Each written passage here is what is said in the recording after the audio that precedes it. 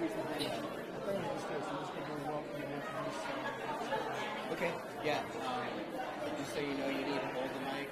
They're probably not going to pick it up from that far away from there.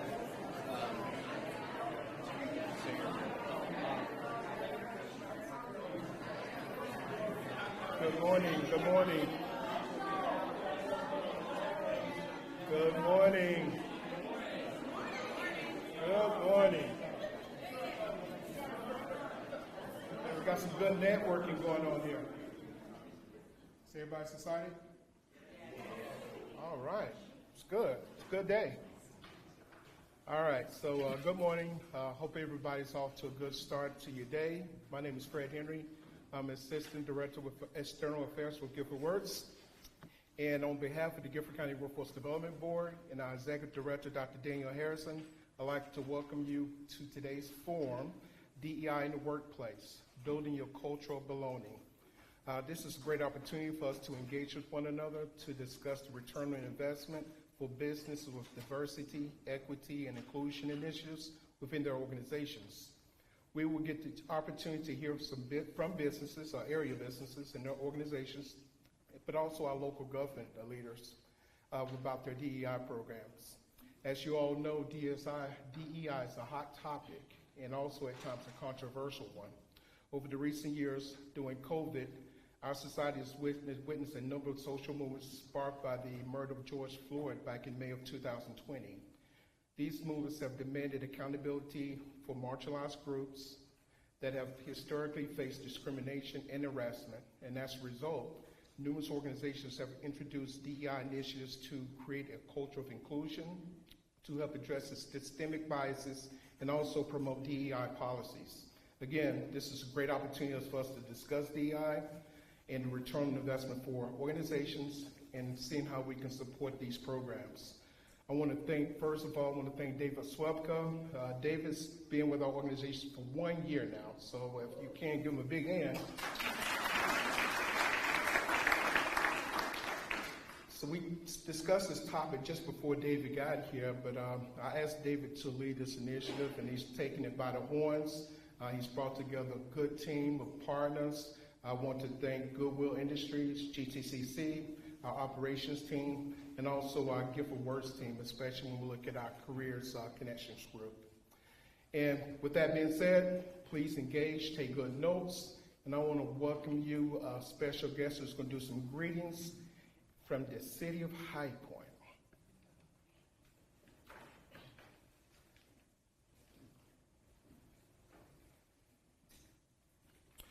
So today's special guest is Greg Ferguson, who serves as the Deputy City Manager for the City of High Point.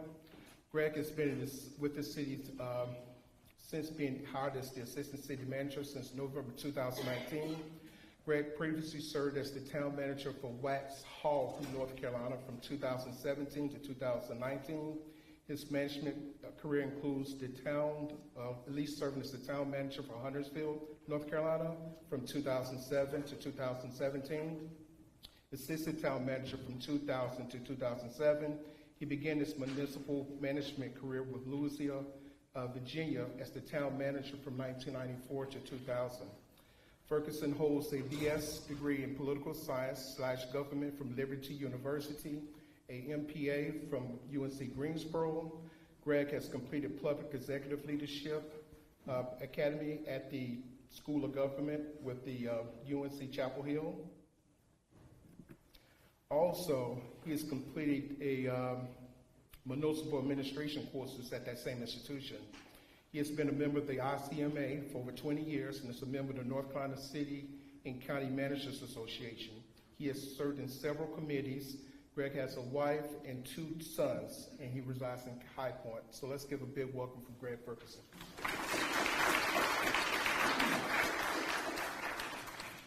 Thank you. Good morning. I didn't send that, somebody else did. So first of all, great hot morning to be in greater Guilford County. We're happy to be in this lovely facility, and so we're going to have a good time. I want to say something first about our new brand that we're rolling out in High Point. So I'm repping it. This is a soft rollout, August 5th. So if you see something, come on down to the city and we'll have a good time with you. So, all right. On behalf of City Manager Tasha Logan Ford and our City Council and Mayor, I'd like to say we're happy to participate and just give a few remarks about what we're doing in High Point. The City of High Point recognizes that diversity provides the potential for greater innovation and community impact, while inclusion enables us to realize the benefits of that potential. The High Point Mayor and City Council took deliberate steps to establish an Office of Diversity, Equity, and Inclusion in June of 2020 to chart our path forward as we look to strengthen our organization and, by extension, those we serve in the community. The concept of equity focuses on understanding disparities, developing mitigation strategies, and examining outcomes for all groups. We have identified initial focus areas for training that will develop the organization's core understanding of how DEI are ingrained in talent acquisition and organizational learning.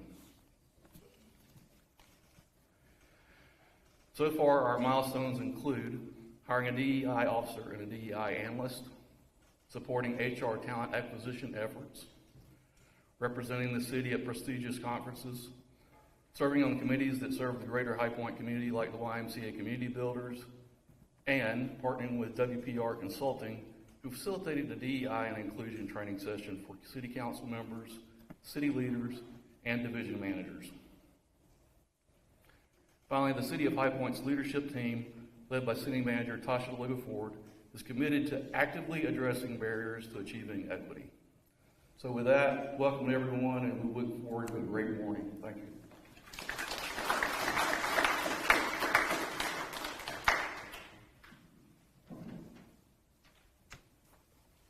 Good morning, everyone. Thank you so much for being here, and thank you to Fred for the kind introduction. It has been a year, but what we have here today, I'm so excited to present, and this is just a testament to teamwork, community partners, and just overall effort to cover the subject. It's very dear to all of us, and that's why we're here today. But I'm extremely excited to introduce our first presenter today. Maria Hicks-Few. Maria Hicks-Few is a business professional with more than 30 years of diversified and progressive human resources and community engagement. Maria's educational background includes a Bachelor's of Arts degree in Political Science from North Carolina A&T State University, a Master's, there you go, a Master of Science degree in Public Affairs from the University of North Carolina at Greensboro. And there you go, Spartans. And an MBA in Human Resources Management from the University of Phoenix. Maria has worked in human resources for several Fortune 500 corporations and the city of Greensboro. She also has worked as a consultant for several small to medium-sized businesses on human resources and diversity and inclusion projects. Maria Hicks-Few is the only African American to serve as president of the North Carolina Junior Chamber of Commerce since 1920. In addition to this achievement, Maria has also served as the first African American female president of the Greensboro JCs and the first African American female member of the Wyndham Championship Founders Club. Her current role is the City of Greensboro's first Chief Diversity, Equity, and Inclusion Officer. Maria supports municipal operations through developing and implementing the City of Greensboro's Equity and Inclusion Strategy and associated action plan. Maria is also an adjunct professor of political science at North Carolina A&T State University. Please give a warm welcome for Maria Hicks-Few.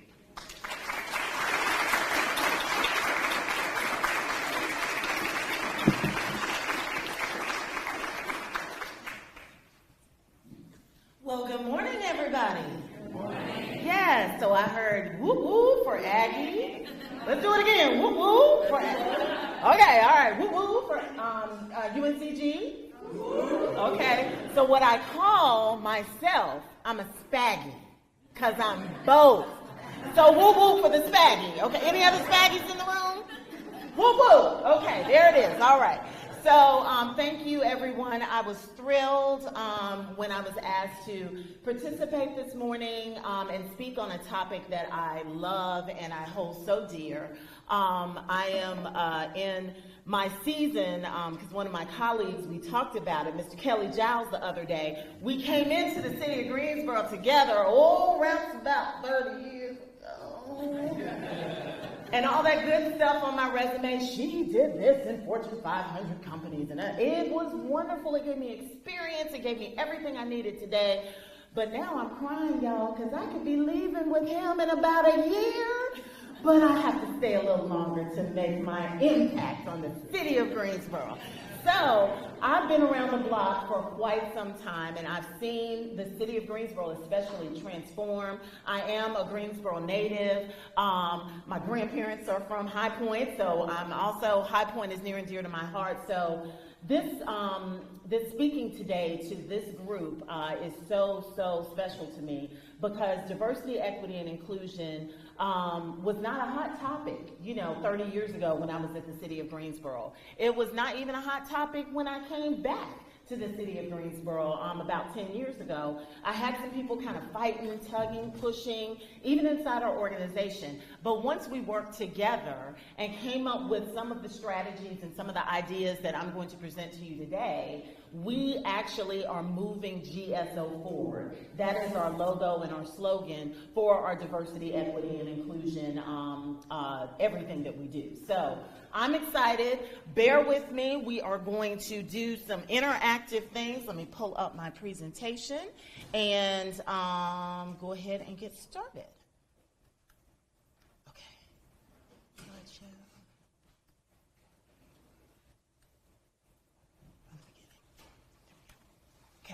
All right, so what I titled the presentation, because I've done this presentation for a few other smaller municipalities across the state, a welcoming place to work, a case for diversity, equity, and inclusion.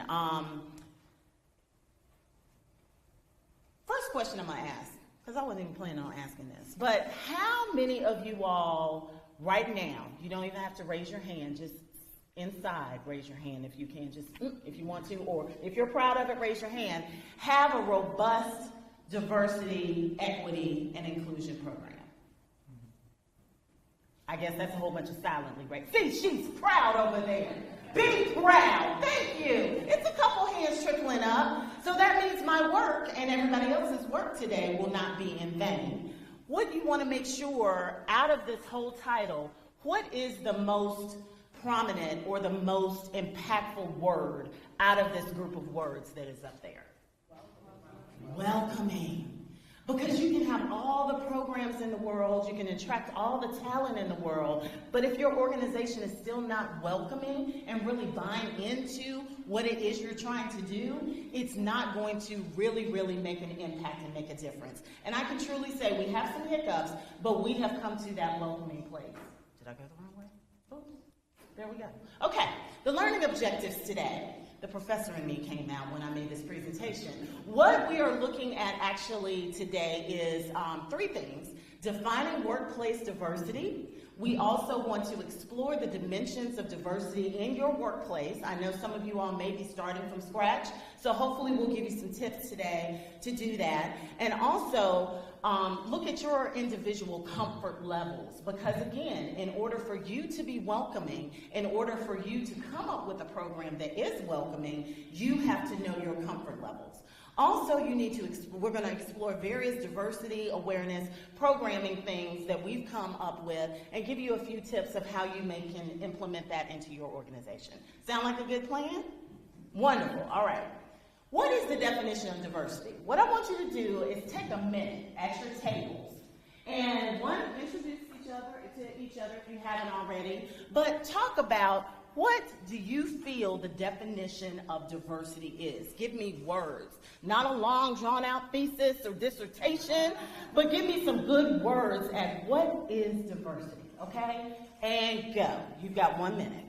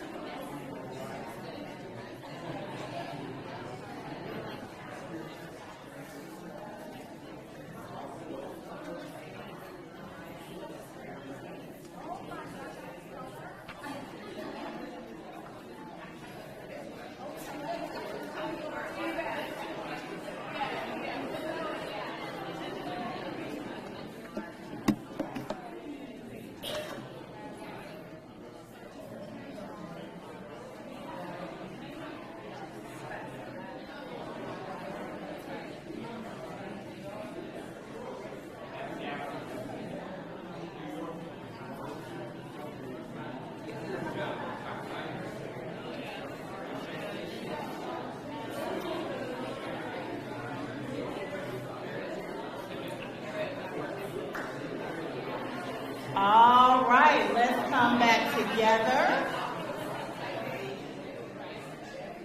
Okay. I love this group already. Y'all like to talk like me. Any volunteers on some of the words? Just start calling them out to me. What is diversity? Differences. Love it. What else? Celebrating differences. Celebrating differences. Yes, I love that too. What else? Perspective. Who said that? Respect? Perspective. Perspective. In what way? Different thoughts, Different ideas around the table? Okay. Yes, thank you. What else? Yes. A mixture of different identities, invisible and visible.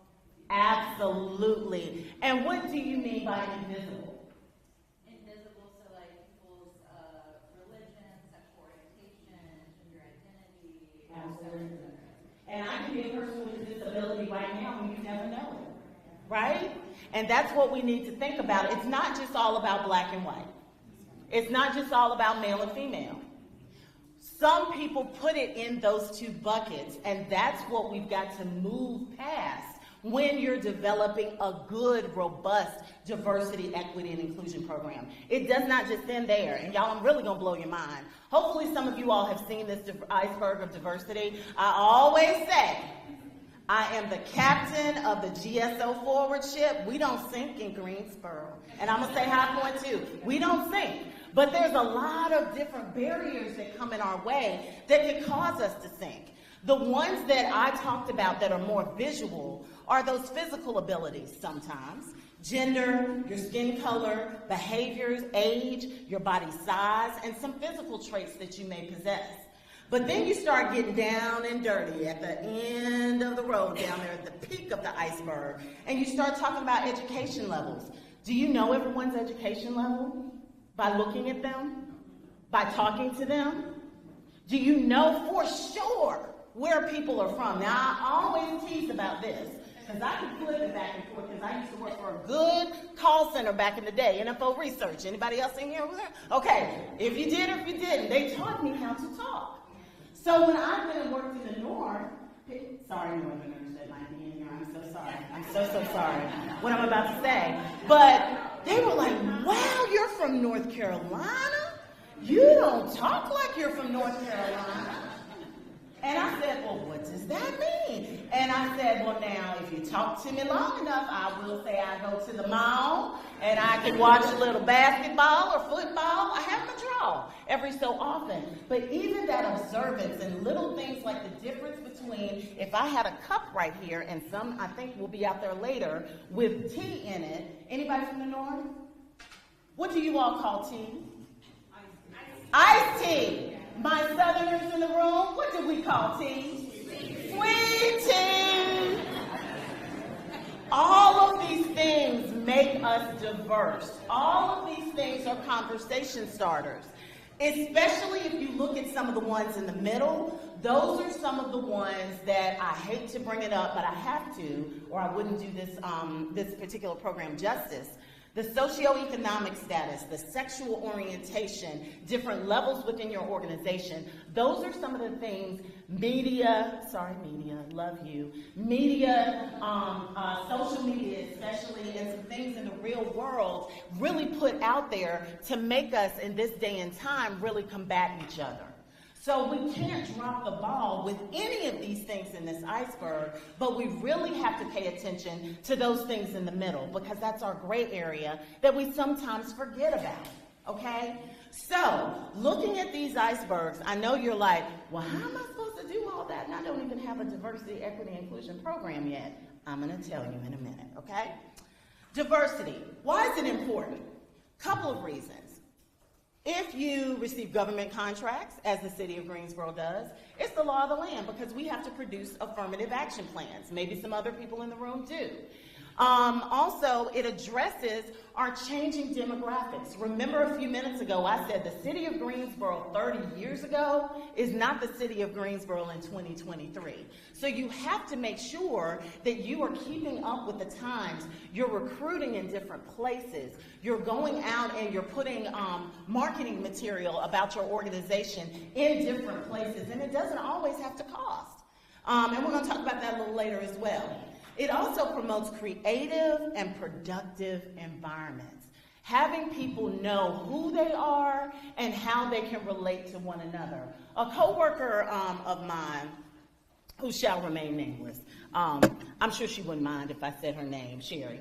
But a few years ago, we had a very in-depth conversation because around the summertime, those who have known me for a while know that I kind of keep my hair, Joyce, you know, in the same hairstyle. I'm a bob kind of girl. Then I got on the bandwagon of braids, y'all. Braids in the summertime. So I can take it easy. I can go swimming, and I don't have to worry. I can just shoo my daughter and go on about my business. My wonderful coworker, who will remain nameless, but y'all know who she is. She came up to me one day. She was like, I don't know if I like your hair like that. That's different. That's different. Now what, and one thing you need to know about me, some people know, I keep it real, okay? So I'm just gonna say what I said, and you all kind of pick up on where I was going. Do you think I got upset? See, y'all don't know me like you do. I did not. That would be my alter ego, Riri. Riri will not come out at all today. Riri did not come out that day. But what I did is I used that question as a springboard and a learning opportunity to ask her, why don't you like my hair? And she came back and she said, well, it's just different. How do you wash it? With water. I mean, does it hurt? It seems kind of heavy sometimes. But we had an intellectual conversation that this individual, who was from, I don't even remember where she was from, but she's from somewhere non-North Carolina, we'll just say that, kind of in the middle of the United States, did not know or understand about the different styles and protective styles that many African American women do. Y'all are probably saying, what's she talking about hair this early in the morning? How does it relate to creative and productive environments? I could have turned that conversation into something unproductive, where I might not have even had a job after that conversation. But instead, I took that as a teachable moment instead of an offensive moment to help her to understand not only me, but hopefully other women she encounters with braids or protective hairstyles. Does that make sense? Okay. And simply the last one is, it's the right thing to do. And if it wasn't, you all would not be here this morning. Some basic principles of diversity are, it's about inclusion and engagement. Don't leave anyone behind. When you create a program, which we're going to talk about some of the programs that we've created later, but I'll go ahead and say this. If you have affinity groups or employee resource groups, don't make them exclusive. Where if you have an African American group, only the African Americans can come to this meeting. No, don't leave anyone behind, because again, when you get people with different backgrounds as members of those groups, you can have those conversations like I did with Sherry. And you can really learn something and move some things forward. Everyone must work together. A belief that everyone deserves dignity and respect. Now I'm going to stop right there. What does dignity and respect have to do with diversity, equity, and inclusion? Sense of belonging in what way, David? They were accepted. To make them feel accepted? Okay. Perfect example. We had several employees to transition in the workplace, and I worked directly with them. But one particular employee that I can remember, after they had their meeting with their manager, and I guess I'm assuming, let me say this first, everyone in the room does know what I mean by transitioning in the workplace, correct? Okay. So they were transitioning, and they had the meeting, we had our script, but you know it's kind of that one or two that sometimes you're like, oh, what are they gonna say? What are they gonna do? Someone in their department did not have the dignity and respect and asked inappropriate questions, and you all can imagine some of the ones that I may be talking about, to our transitioning employee, which really, really left them stunned and at a loss. Sometimes we don't mean any harm by what we ask, but sometimes we have to think, is this going to be or sound, or does it sound offensive to me? And if it does, don't say it, y'all. Because that person had to come back, we had to have a big meeting with the department, and we had to set some boundaries and some rules. So even in diversity and inclusion, in all of those levels in the iceberg, you have to remember, respect one another. And that's the key to everything. Everyone deserves an equal opportunity to contribute and achieve equity in the workplace. That's a big one. We're going to talk about that in a couple of minutes a little more. And diversity in thought must occur not just at the top level, not just with the DEI officer, but you've got to come up with ideas and actions and programs and plans with everyone in your organization. You've got to get the buy-in, or it's not going to work. And it's everyone's responsibility. I'm going to say that a lot. It's also marketable.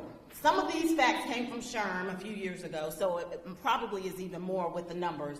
But they can improve your ROI and give you a good ROI at the end. I have lots of data from the last 10 years of what our programs have done for employees and also helped employees to get other positions or actually to become leaders within our organization. It might be a special project. We have plenty of data. You've got to have that data for the ROI.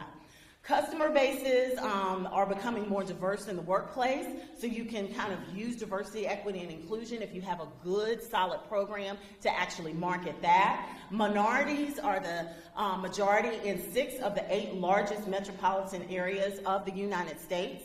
The combined minority dollar buying power is close to almost $1 trillion, $900 billion and rising. And women, which we rarely really kind of talk about these days, but women are primary investors in more than half of the U.S. households. So with all of those things, you have the business case to actually not only have a program, but put money into a program. When I first started back with the city of Greensboro 10 years ago, I had no budget. I was broke, folk. So guess what I had to do? I had to find free things. I had to come up with incentives and partners in the community that would work with me. I had to actually rah-rah without spending a dime. Because back then I was in human resources and kind of tucked in human resources. So we had a little bit of access, but nothing saying this is a DEI budget. I'm proud today to say we had, let me go back. And it was just me, okay? We've grown a little bit, almost matching High Point. We have 3 of us in our DEI office, and we also bring college students in as well for their internships. But the 3 of us are able to not only make the impact that I made 10 years ago, but we've grown the program to where it is today, okay? So you've got to invest financially as well. Now, this is another table exercise that I want you all to do. I want you at your tables, look at these 6 areas. You got your family, your experiences, your friends, your values, your religions, your media. I want you to take about 5 minutes. Yes, 5 minutes. And I want you, maybe or less, I'll call time. And I want you to discuss amongst your table mates which one of these roots is actually really, really causing the most discomfort as far as DEI right now. Is it family? Is it the experiences that people go through? Is it you talking to your friends? Is it how you were raised in that foundation of where you came from? Is it religion? Or is it the media? Okay? Take a few minutes and talk amongst your table, and then we're going to come back and get a few.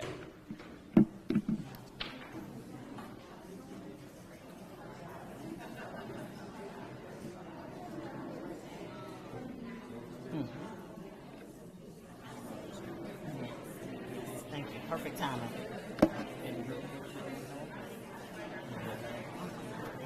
Because he quit back in.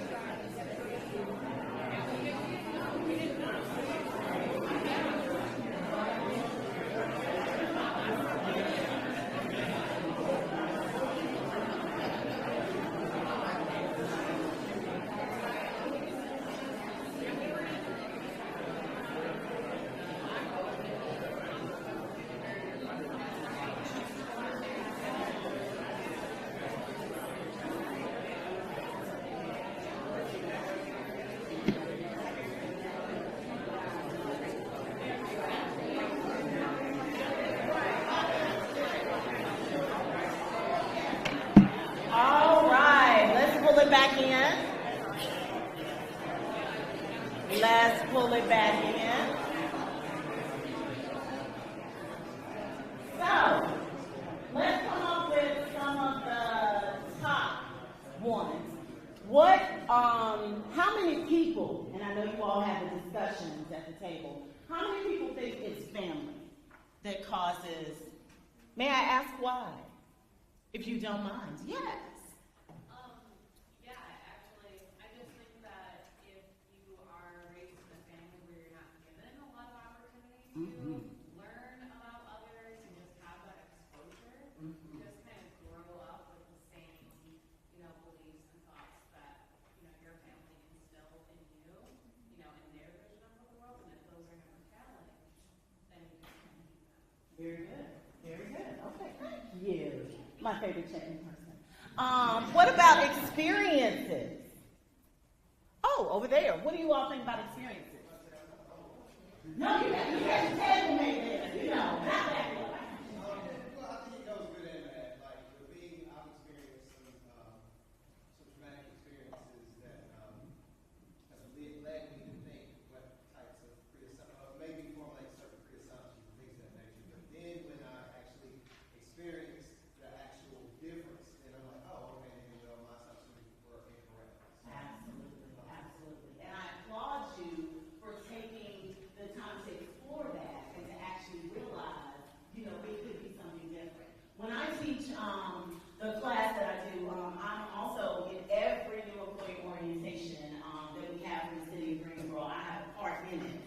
during that, when we talk about some of the things that we're going to talk about in a few minutes, I actually have people that are very, very resistant, and they're like, I'm sorry, that's just how I was raised. That's my experience, and I'm not changing it. I'm not asking you to change. What I'm asking you to do is to listen and be respectful of what it is that we're presenting and also of your coworkers, okay? And the little sheets that are coming around, when you get it, so we can all start at the same time, could you turn it over? And then we're going to all start, thank you. I'm a reader or a header at times too. So when you get yours, just flip it over. But my handy assistants are helping me. What about friends? How many of us have them? Friends. No friends? Now friends, maybe in college, maybe my daughter's about to go to middle school. Friends are very influential in different capacities in your life.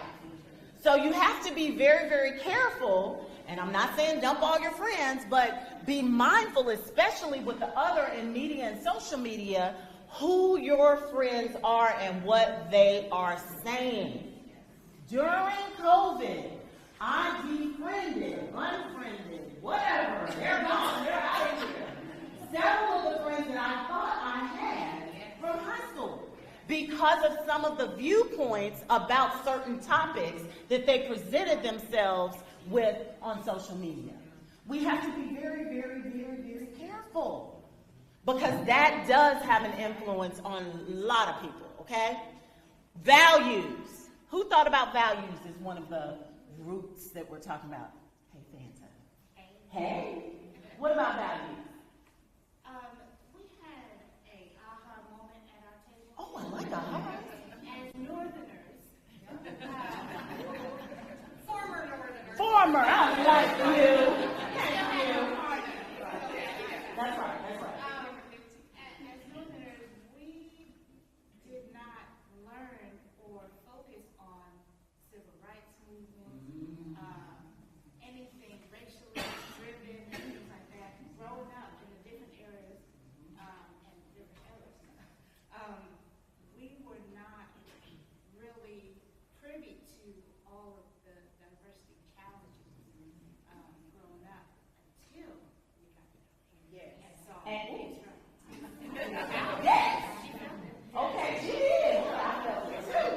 So, since it was an aha moment, how did that make you all feel once that hits you, no matter what race, ethnicity, gender, what have you are, especially at this table and others? How did it make you feel when you saw that value system of the South? Well, for me, even just our conversation made me feel better because I thought it was like just me. Like I thought, wow, I'm really uneducated in, everything that happened in the South and everything that, Black people have gone through and are still going through. And I'm so thankful that I have different races that work with me that are able to educate me on the things that are still happening that as a white old person, I had no idea. I had no idea what was still happening. So just the fact, I kind of blamed it on not learning about it from where I was from. So I'm glad to know that I'm not the only one who didn't learn about those types of things. Absolutely. And the good thing now that everybody has is you have a cell phone 9 times out of 10. Google these things. When you see something, a billboard or something going on, Google it and find out about it so you can learn, some of the history and be more progressive with it. So I applaud you all. But Yes. it provided a level of comfort to know that, Yes. I wasn't the only one. And hearing about critical race theory and our wonderful Florida that's going on, it really puts things into perspective like, we didn't get to learn about that. So this is what they're trying to do with connection. Absolutely. And I'm going to go one step further before I get my two friends here. There are some people in this area that didn't even learn about some of the things that you all are talking about. So now that you know you have to do better, do better. Educate yourself. Yes, sir. I just wanted to share because of what was shared over there earlier about perceptions. All Northerners didn't experience that. I was raised in a little hick town, all white, and I learned more about African American history than almost anybody I've ever come across from all over the country. Yeah. So, it just to say that all Northerners didn't learn the same. And I applaud you because I'm doing a thinking suspicion that's part of why you are here today and how you have been built and raised as the person that you are. Because it's ingrained in you. Is that correct? Okay, all right. Thank you. I appreciate that. I'll pay you later. Yes. So I have a little bit different perspective. Okay. I'm from Northern Jersey, and I grew up in a melting pot.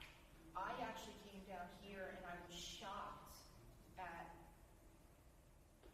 the lack of different people, different thoughts. I actually think when I came here 17 years ago, Jersey was much more open. I had friends that were Indian, I mean, just all over the place. The only thing that I was thinking about, though, is in hindsight, I grew up in the 80s, and we all loved each other, and we all got along. Just wondering how many times I must have pissed someone off, and they never told me. So, it was just interesting. I grew up in a melting pot, so it was a little different. We didn't learn anything in school, Right. but we certainly learned from other people's families and things like that. Okay. Yes, ma'am. You know, it's making me think. You all know the controversy now with the song "Try That in a Small Town." It's very interesting in thinking about what people said. I am a Southerner, raised just across the line here, probably Piedmont, and to see some of my friends on social media talk about how offended they are that people are offended by the song, and I am, and some of my friends who are saying that are my white friends. And I will kind of tap them and say, you must not know, we knew each other through high school, but my experience is exactly this. So it's so interesting if you were to ask them what the experience, they're like, oh no, we all were great. We loved each other, everybody got along. And I was like, no, I was called N-word several times, you know. And so it's understanding that sometimes, again, it's just what you don't know because we didn't talk about things as openly in the 80s. And we talked about it in our comfort group. So there's always been what we see today. It's just more out in It's your more out face. there, absolutely. And I challenge each and every one of you all, if you still have access to your high school yearbook, go back, not the pictures where you're posing on the rock, you know, all of that, but go back and look at the club pictures. Look at the sports pictures. Look and see how different it really was, and we probably, like you said, didn't pay much attention to it, but can we afford to do that separatism in our workplaces? Absolutely not. So that's why we're talking about this. Moving on, religion. Anybody got a quick one for religion? That could be a long time, so we're just going to say religion's out there. And social media is also out there. Yes, sir. Religion or social media? Media, what you want to say about the media? Well, especially, when you're in your own, I would call it an echo chamber, constantly being bombarded with images, vilifying, degrading other people. Yeah. I mean, that becomes part of your psyche. Yeah. So at that point in time, you're like, well, I keep constantly seeing this and hearing this, so it must be true. Yes. So I think that's kind of a huge part of it. Yes. And I will say this, I don't know if I'm supposed to or not, Kelly, get me later, but I have received, as the DEI officer for the city of Greensboro, within the last 3 weeks, some mail that you could entitle hate mail of sorts. People sent me and some other people some things saying, you're doing too much. It's too much out there. We don't need this type of thing within the city of Greensboro. Now, did it bother me? Absolutely. Calibers will have a new customer soon. No, I'm just kidding.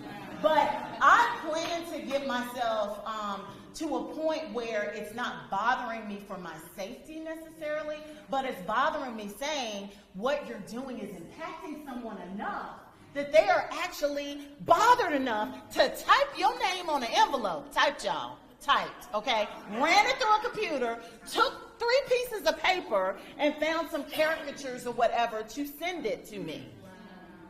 So this stuff is serious, but I'm committed to it. And that's how committed you have to be in your organization to it as well. Joyce, did I see your hand? Yes, I just wanted to know if they all had the people's names on it. Of course not.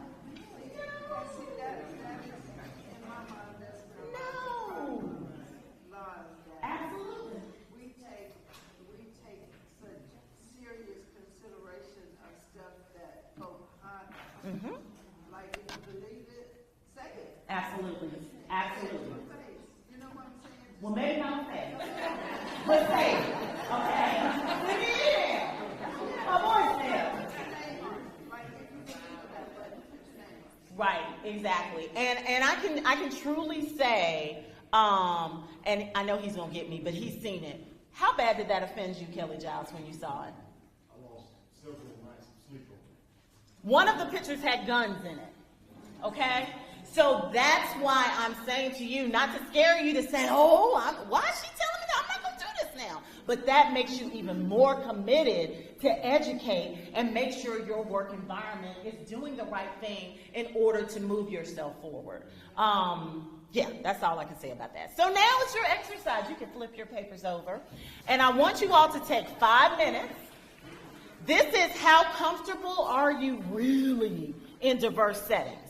If you feel like you are not comfortable at all with this statement, you put a 1. Little uneasy, you put a 2. Fairly comfortable, you put a 3. And, oh, that doesn't bother me at all, you put a 4. And then hopefully everybody either has great math skills or has an electronic device nearby, because there are 16 of them, and I want you to add up your number and average it. So divide by 16.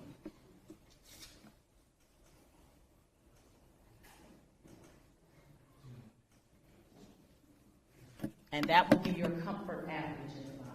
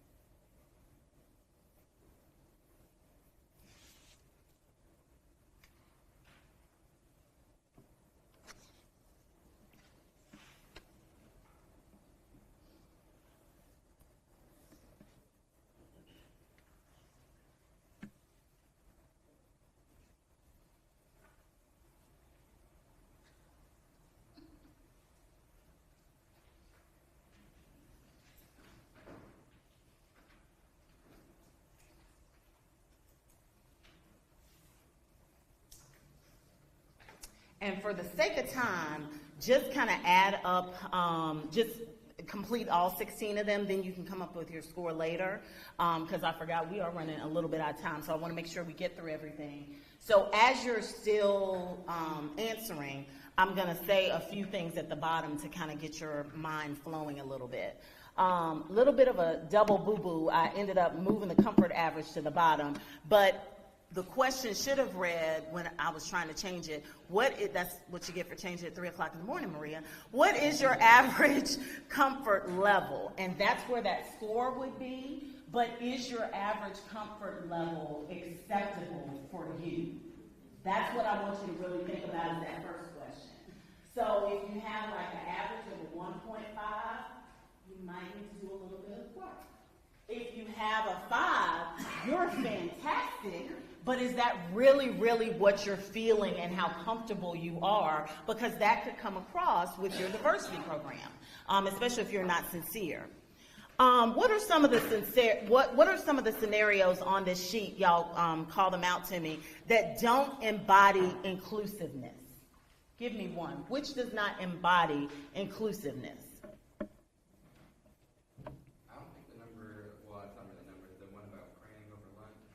Why? Because whether or not you're being genuine or sincere with the offer, you may unintentionally be making that person uncomfortable. Absolutely.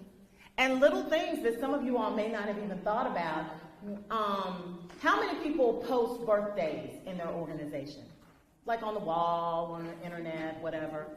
Have you taken a poll to see if the coworkers in your organization actually celebrate birthdays? Many people don't. I learned that the hard way early in my career because a young lady came to me and she said, I don't celebrate because of my religious beliefs. Could you please take my name down? So little things like Anthony just said and like that example go a long way. Yes, ma'am? Two things, actually. Yes. Clean copy of this? Yes. We will get an email to all the, yes, absolutely. And the other thing is, I think that with the same situation with the prayer, I'm not a prayer person, I'm just not, but I do have a lot of friends that are, and so they will ask me that. And I think for me, if I want people to tolerate my beliefs, I feel like I want to tolerate or be part of their beliefs, so I will say a prayer and I'll just do my own thing, like meditate, whatever.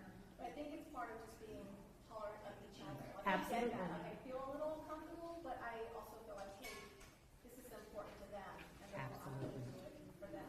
Absolutely. And learning your coworkers and learning your environment in your organization is so crucial because, as I mentioned earlier, and I'm going to talk about briefly as I wrap up in a few, employee resource groups, affinity groups, whatever you want to call them, you have to make sure you pick the right groups for your organization. If your organization, I'm just going to be honest, is not ready for an LGBTQ plus employee resource group, as we call them, don't just roll it out just for the sake of checking a box and saying I'm rolling it out. You have to make sure that it can be supported and held up and successful. So we have to really know your coworkers and also know your environment. Very good. Thank you. Now, I do want to say one for you all. What do you think my score, because I'm going to be vulnerable for 30 seconds or less, for a group of young African-American men are walking towards you on the street? What do you think I scored? Me. You think I said 3? 2? Probably 2? Depending, I should have put at night. Is it night on there?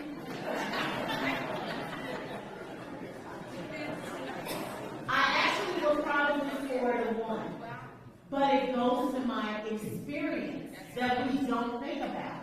I was robbed at gunpoint at night by a group of African American males that I was intentionally trying to help, and they turned around and robbed me at gunpoint. So, do I have a bias against my own race? Absolutely not.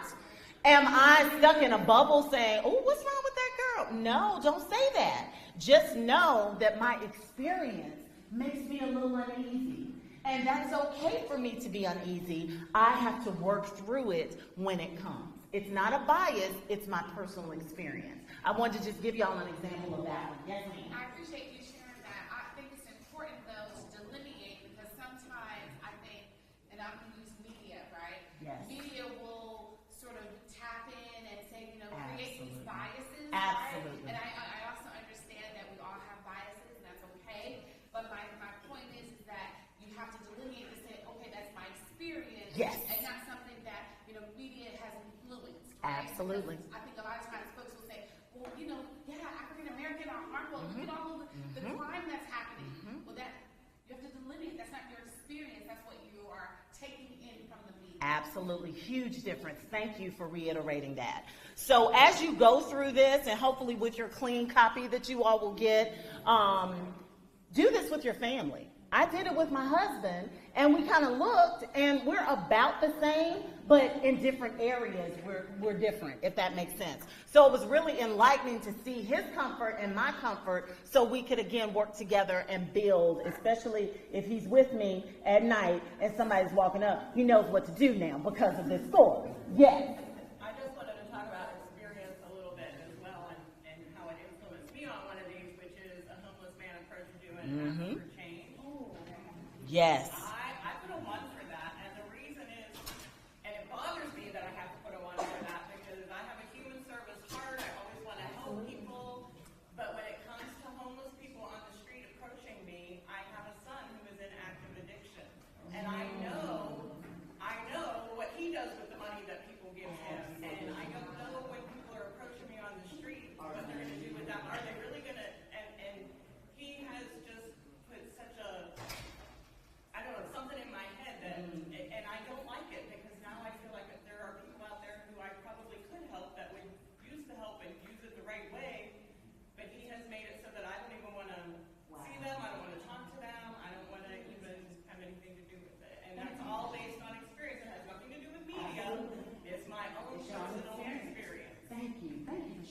Thank you.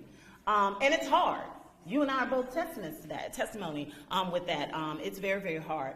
The impacts of inclusion and valuing differences, when we're appreciated, valued, and accepted, which hopefully the programs you all will build, makes you feel like you're part of a group, others can depend on you, they're interested in you, others care about you, and it makes you feel better and makes you feel like you matter. These are some of the things that I've been kind of talking about and alluding to throughout this presentation as I wind down. The ways to improve diversity and inclusion in your workplace. These are some of the things that we did. You increase the management's awareness of and involvement in workforce diversity issues. I am on the senior leadership team for the city of Greensboro. You can't talk the talk without them walking the walk with you, okay? And you've got to have executive sponsorship. Our city manager, Taiwo Jayoba, is bought in to us doing diversity, equity, and inclusion programs, and I have to keep him abreast and informed. Monitor and act on workforce data. Every single requisition that comes through the city of Greensboro has my eye on it to make sure that we are, those that work for the city of Greensboro know, I'm going to check it to make sure we are following our goals, and where we said we were going to recruit, where we said we were going to post, we're going to do it. So you've got to make sure that it's also involved in your recruitment efforts. Like I said, develop resource or affinity groups. We chose the term resource groups. I'm proud to say we have 11 active resource groups for the city of Greensboro. We have a couple of leaders in the room, whoop, whoop, yes. Anything you want to say about 40 and under? Y'all rock, don't you? Young professionals. And you're proud of it, aren't you? She's got the t-shirt to prove it. So, and we have to incentivize them. So we have activities. We did take our sons and daughters to work, and it was over at field operations. They got to play. They got to learn about the operation. Do things to make people feel like they are included. Mentoring programs. We have another program called Mentor Me. I think, Danielle, you're a mentor, right?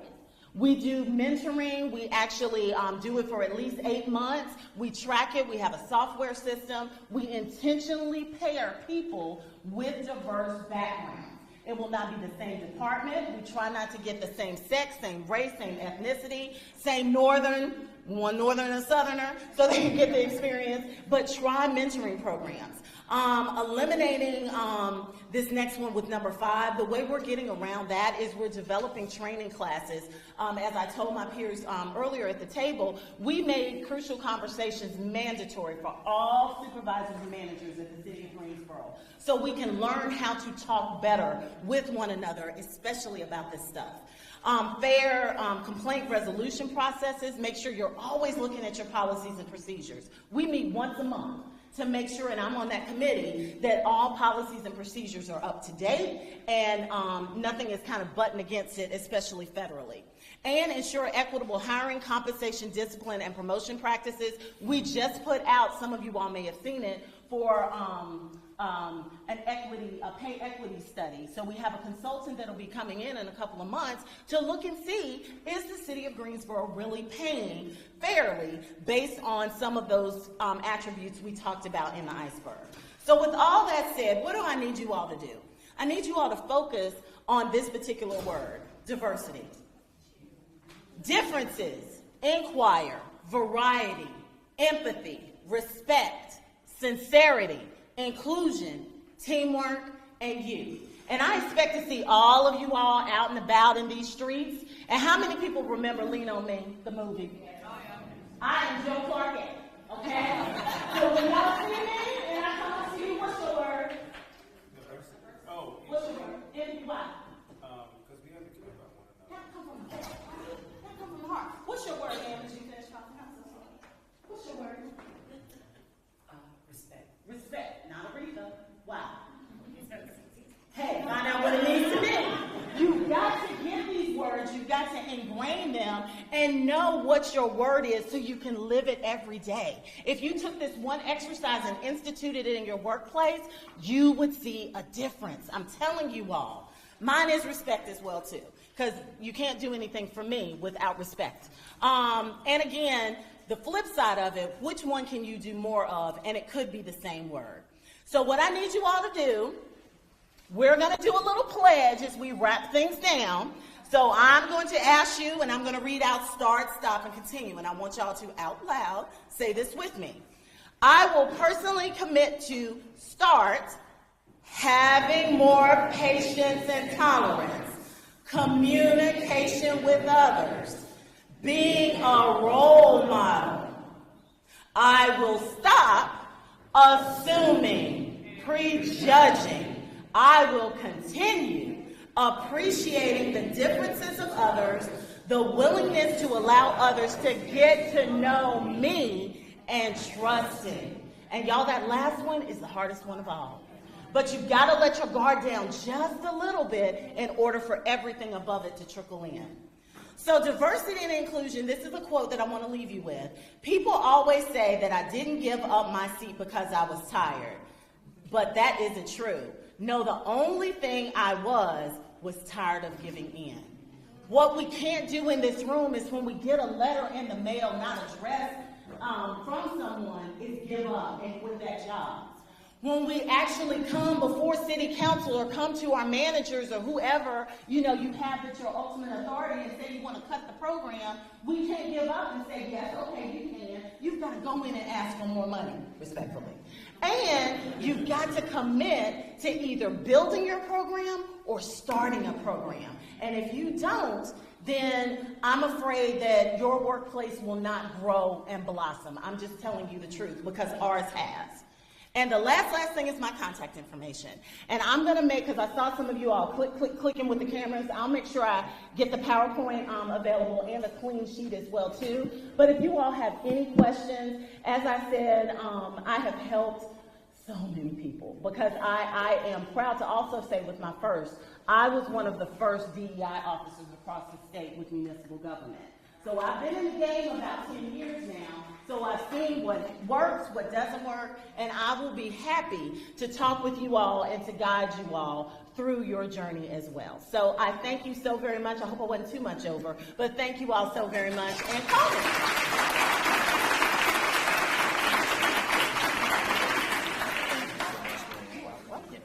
To be a good steward of time, we're going to take just a very quick few-minute break. Let me get my bus. Is that okay? No, you're wonderful. Thank you so much. Thank you. I want to find the AV guy.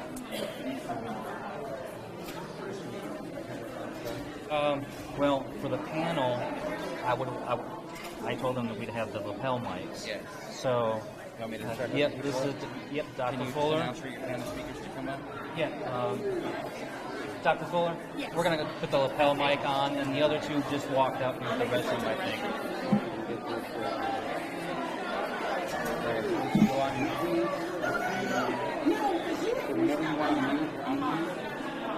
But I've been doing all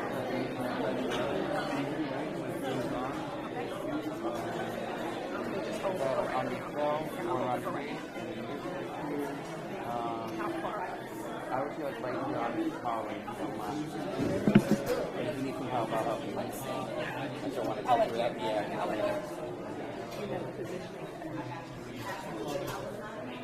All right. Let's go ahead and give that a try. See if it'll put down. Perfect. And if that's like too uncomfortable on your chin, you can move it down a little bit. I've never been accused of having a soft voice, so you'll hear me even with this. Excellent. Yes, sir. And then mics, these are ready. Yeah, they're just on mute, so you just need to flip the switch. Here? Yep. And then who do I just run back on? Yeah, I'm like, I'll be out. I'll take one side of the room. Unless you want to go in. That's it? Okay, fantastic. Yep. Who else are you? They both ran to the restroom. Gotcha, okay. That's named. It is. Awesome. Let me get some quick water and actually.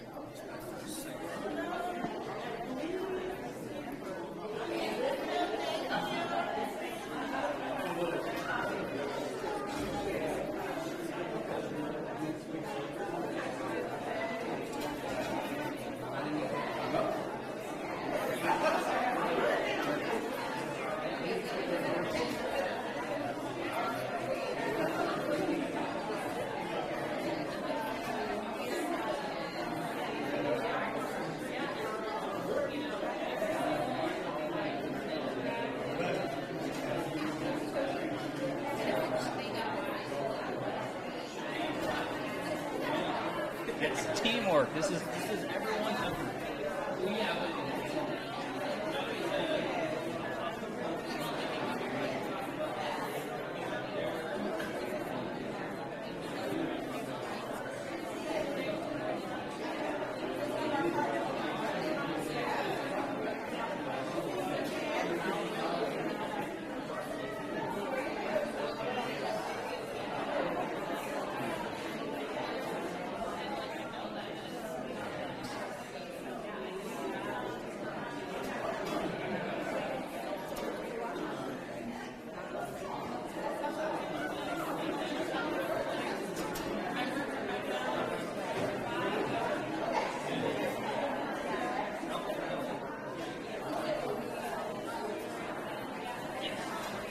Alright, so lapel.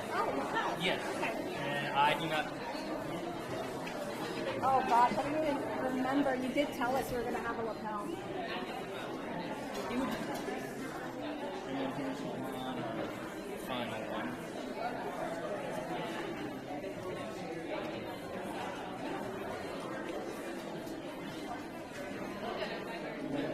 Michael. Are you going to want a lapel mic, or do you want like the handheld?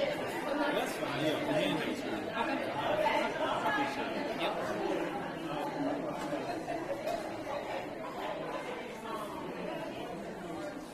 And you're on the team right now, so ready to go. So if you got an empty pocket, or you can hold it if you like to, or.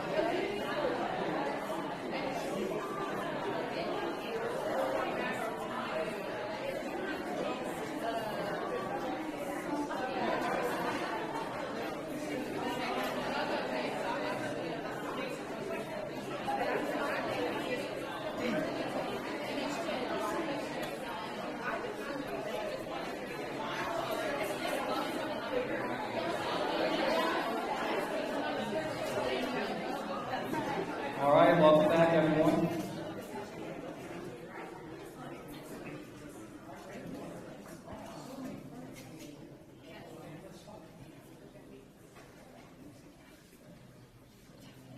I want to thank you again.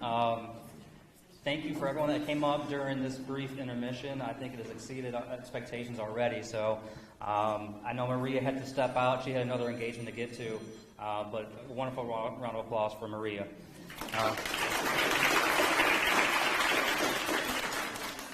What we have next on the agenda of 3 individuals here that will continue this discussion and bring some more depth to the topics that we just touched upon, and we'll certainly touch upon some other topics. So our panelists today include Alon Vanterpool, and Alon is the Director of Internal Communications at Biscuitville, where she specializes in developing strategic vision and around content and communication technology for Biscuitville employees. Under her leadership, Alon is transforming and advancing the communication process within the organization to be streamlined, relevant, and intentional to each employee, with the goal of enhancing communication enterprise-wide. An authentic communicator and brand marketer, her career spans 2 decades, working for major companies and brands such as American Express, Ogilvy & Mather, and Moderna Skincare. She serves as an ambassador and chair for Biscuitville's IDEA committee, which stands for Inclusion, Diversity, Equity, and Access. She was also selected to be a member of the Future Leaders Program and the Dare to Lead Bran Brown Leadership course offered at Biscuitville. An igniter of ingenuity, Alon has dedicated her career to helping companies see beyond what is imagined by creating meaningful pathways of change. Our other panelist is Dr. Cheryl Fuller. Dr. Fuller is a product of Martinsville, Virginia, and has been an educator for the past 24 years.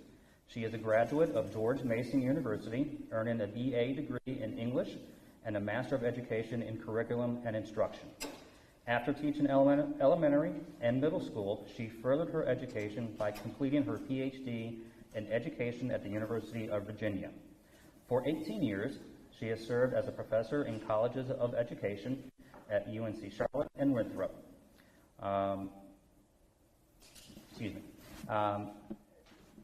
Focusing there on diversity, equity, inclusion, belonging, anti-racism, and cultural responsiveness. She recently completed tenure as a university Senior Director of Diversity and Multicultural Affairs, and is now looking to continue her work as a diversity educator and trainer with nonprofit, educational, and corporate partners. Dr. Fuller has recently received approval from the state of North Carolina and has founded her own consulting company, a Fuller View LLC, where she will focus on consulting and public speaking. In her spare time, she is active in her church and is a 31-year member of Alpha Kappa Alpha sorority, where she currently serves as vice president of her local chapter. Moderating today is Eva Ogden, and over the past 18 years, Eva has held positions in various banking roles, including call center manager, trainer, branch manager, and financial advisor. Currently, she is a regional diversity advisor for Pinnacle Financial Partners, covering multiple states on the East Coast, including North Carolina, South Carolina, Virginia, and D.C. In this role, she provides subject matter expertise for the enterprise DEI strategy and support to the Pinnacle Corporate DEI Council and all regional DEI councils in her markets. Among other community responsibilities, she serves as vice chair and executive committee member of Guilford Works Workforce Development Board. She's also chair of the DEI Strategy and Education Committee for the NCBA DEI Council, where they have just completed an online guide for the creation and implementation of DEI strategy. Eva has also led the creation and implementation of a $1 million Women's Grant program. Research conducted for this grant program also led to a partnership with the Center for Creative Leadership to create the Katie Cogden Women's Mentoring Program, benefiting women in the High Point community. Eva was recently honored as a leader in diversity by the Triad Business Journal in 2022 Her organization, Pinnacle Financial Partners, was also honored with this title in 2023. She has been named Wonder Woman for professional success and community engagement by Yes Weekly.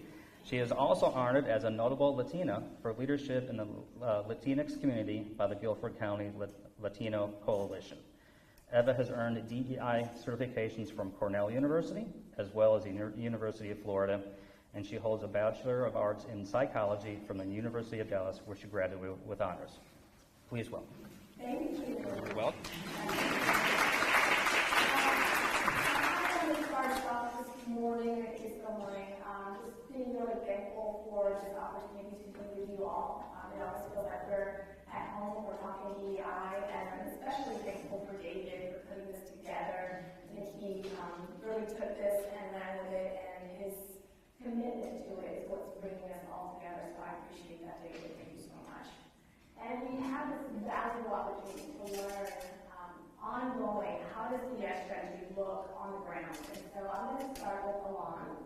Alon, can you tell us a little bit about how the conversation got started in your organization about DEI, and what brought this along? Because I know your organization started this a little bit recently, so a couple years ago, I think? Yes.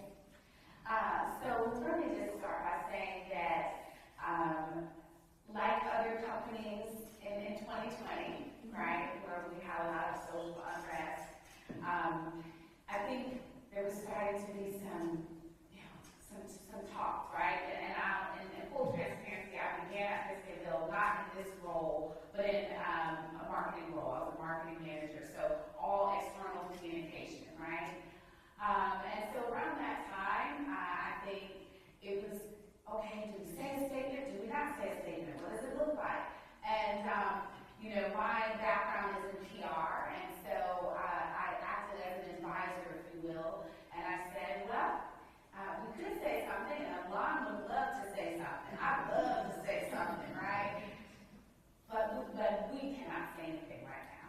And that hurt. That hurt me. That hurt a lot of other people because, and I'm going to say this, walking the walk, right? Just not talking the talk, right? So we saw a lot of statements, broad statements. We believe this. We stand behind that. We never really had that conversation. At least not since I started there.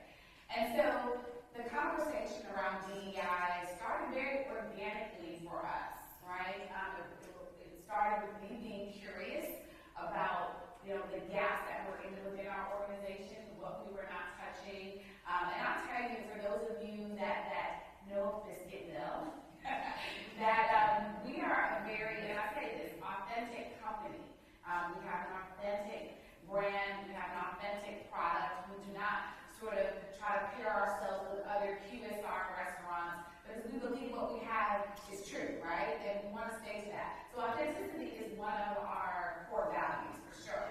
And so with that being said, we wanted to make sure that as we step into this arena that we are authentic every step of the way. And so while I was asking questions around diversity, inclusion, equity, what does that mean for us? How can we start to enter into that space? Unbeknownst to me, our president and CEO, Kathy Niven, was also being curious around access. And that sparked something in me, and I said, wow, I even told her, I said, that's interesting, access, because you don't really hear about that, at least not at that time, when you're coupling it with DEI, right? It was diversity, equity, and inclusion, but access, if you think about it, is the offshoot when you have a full functional DEI program that you're providing access to everyone. And so hence that sort of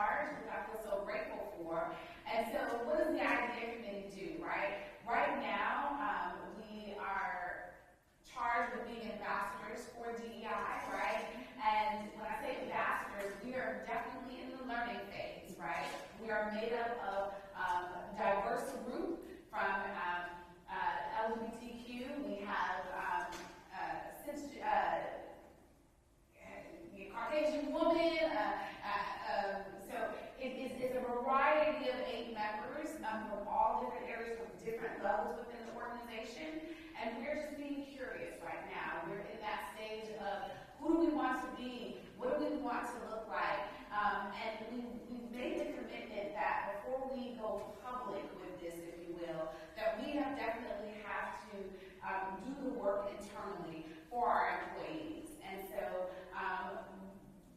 for us, it's being the ambassadors within our organization, also driving the strategy for DEI as we're in this learning phase. And also being able to make sure that we stay nimble in the space, right? Because oftentimes you can be, and we joke about this, but a lot of the members were voluntold, right? Hey, you should be good, you be good, you be good. I think I was probably one of 3 people who was like, no, I want to do it, like please, you know.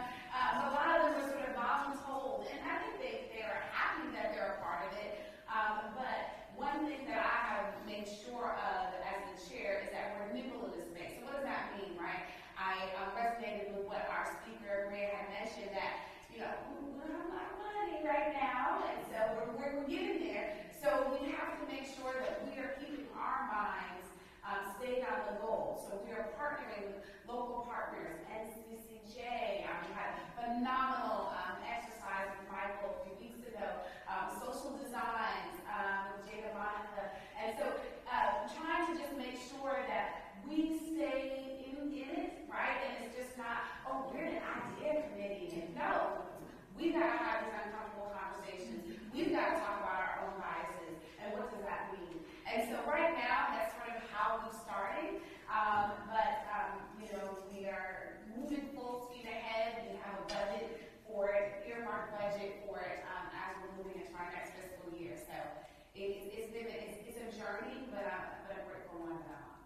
Sounds like an awesome journey. Yeah, I think probably many of us have been on that journey over the past few years, trying to figure it out, doing the cultural assessment, asking the questions, and that is a lot of fun, but like you said, it's got to be internal first. We have to get to know ourselves before we can figure out what our message is to everyone else, because that message has to be on point. Absolutely. And on target. Or you get called out. And that's the last thing that certainly I want from our company, is for us to be called out in any way. So I want to make sure that we're doing the work and we're authentically doing the work, so that we can feel comfortable about coming out and talking about what we're doing. Sounds good. All right, Dr. Fuller, when you began or have begun DEI strategies, is there anything that you wish you had done differently, or anything that, any advice that you would give others who are starting on their DEI journey? Okay, thank you for that. And thank you, David, for this opportunity. I'm coming from a different place. I have to, my full disclosure, vulnerability moment is I've been doing this work for almost 20 years. So when the summer of 2020 came, you know, it seems to be the pivotal summer. You know, everybody was home with COVID. We had George Floyd, Ahmaud Arbery, Breonna Taylor. We had all of these things happening. So people didn't have sports to be able to turn things off. I will tell you, I was angry at everybody all of a sudden starting the conversation. Because by this time, I had been doing this work for like 16, 17 years, and I'm screaming at the TV, this is not new, it's always been here, some of us have been doing this work, you know, and it was like novel. And so then I switched from the anger of that to, okay, now, opportunity. You know, how can I take, you know, this stuff that I've been doing, where it did feel isolating because people weren't listening. You know, my background is in education from a university standpoint, but I've always done consulting with nonprofits and corporate businesses. So I was like, okay, let's get rid of the anger and frustration. We are where we are. Let's take this and move. And so I became excited about having these conversations with people, starting like, what are we supposed to do? Where are we supposed to start? And one of the things that I would share is just springboarding from what you just heard from Juan is have those internal conversations first to see what you want and what you want to do. What you don't want to do is just, okay, we're going to do a diversity thing. Let's just roll it out and go, right? Because that's not going to work. You have to have a plan. You have to have buy-in because, and I'm so glad we were talking, I'm so glad I got to get here and listen to Maria's presentation because it's not just something that pops up one day. We're all on board. This is some uncomfortable stuff. I can relate, Maria, I got some of the nasty emails where people signing their names. You know, it was on the computer though, so they still live behind the screen. So it can be a very discouraging kind of thing. So you can't just pop out and say, we have a committee, get this nice diversity statement, put it on the screen, and now we're done. You have to do the work there. And sometimes the work is not just one program, one person coming in. Sometimes it takes a year. Sometimes it takes 2 years, depending on where everybody is coming from. Now, the one thing you might not be able to do, you may not be able to wait for a consensus. Because one of the things that we have found, if you look at our history, is everybody may not have to be on board for us to start. Because if we wait for everybody to get on board for everything, we'd never do anything. So what you have to begin to do is start doing some of these reflective things. I was so excited in the previous session where people were open to being vulnerable. That's where we have to have these conversations, reflect on. You know, I didn't have this kind of experience growing up. I have these kinds of ideas. Bring it all to the table. I said I've been doing this work for over 20 years. When I started the work, we weren't talking about transitioning and transgender. Now, have there always been transgender people? Absolutely. But pronouns really came up later, so even within the work, there's this growth. So make sure you know what it is you want to do. Make sure you know why you want to do it. It cannot be only because it's legal and we have to. Because what happens is, you all know, have seen what's going on with the Supreme Court. In many cases, it's not going to be a legal thing for you to do anymore. So what is it inside ethically that says this is the right thing to do even if I don't have to do it? That's the kind of buy-in that you need to start getting there. And so don't make it just a guilt kind of thing. Anytime I do my workshops, I always say, we don't want this to be, oh, I'm so sorry, I feel guilty about not knowing this. No, it's a learning experience for everybody. So be open with what it is that you want to do. Give a reasonable timeline. And don't try to do too much at once. Because what happens is that will turn into something that we call just performative action. You will have a great diversity statement. So people will be able to Google you and find your diversity statement, and then you're not doing anything. It's just a pretty statement with no action to go to it. So do that pre-planning. And for those of you, if there's anybody here like me who has been doing the work, it will get, I'm not going to say it will get frustrating. Because it'll feel like things are moving too slow. But as long as you're making movement, that's what you want to do. Everybody is coming from a different place. So have those conversations. Don't worry about everybody being on board. Yeah, we're going to do this. That might not happen. It might not ever happen. But get the people, show what this can do for us. Show what the return on investment will be. This is not just about us feeling good, which is important. Belonging is important, but it actually can affect your bottom line. And so talk about all of those things. Don't rush into it. Make sure you have a plan. Make sure that you're patient, and be okay with those little small defeats, because they are going to come. Because one of the things I wanted to say when Maria put up the family and all those, we had a conversation at our table that you could really take all of those things and just put in the middle politics. One of the biggest things that makes this challenging is the moment that people see my title, it's political for some people and they're shutting down. So you have to figure out sometimes how to have these conversations in the environment that we're in now. So it's not easy, but it is so worth it to start this process or continue depending on where you are. Thank you so much for that, Dr. Fuller. I really think of it and your experience as this generational work, Maria, same thing. It's not a year to year, it's a lifetime work. And you're not going to see the results tomorrow. I tend to be what I call a dinosaur at work because I've been at Pinnacle for 18 years. Who stays on this for 18 years? I don't know, I'm questioning it. But I get to see, and it wasn't always a DEI role, but I've always been in the community in that same capacity, looking at racial equity, looking at all those things. And so it translated to this job very, very well, but it is generational, and I see the conversations that I had 5 years ago with associates, and I see the turnaround today. And it's amazing if you can stick with it and just not be completely overrun by your emotions. But that's the thing. You have to be emotionally intelligent and know that conversation that you had 5 years ago being here for today. And I just want to give a little example of that. We started our conversations with our local council here going to the Civil Rights Museum. And the first time that we went, it was volunteer. It was free to go to the museum with us, and we had 40 people show up. And I thought that was great. I mean, we had almost 500 in our region. And those 40 people were so impressed by the museum that they went out and they told other people about it. The second time we did it, we had 80 people show up. And we also expanded it out to another council in different places.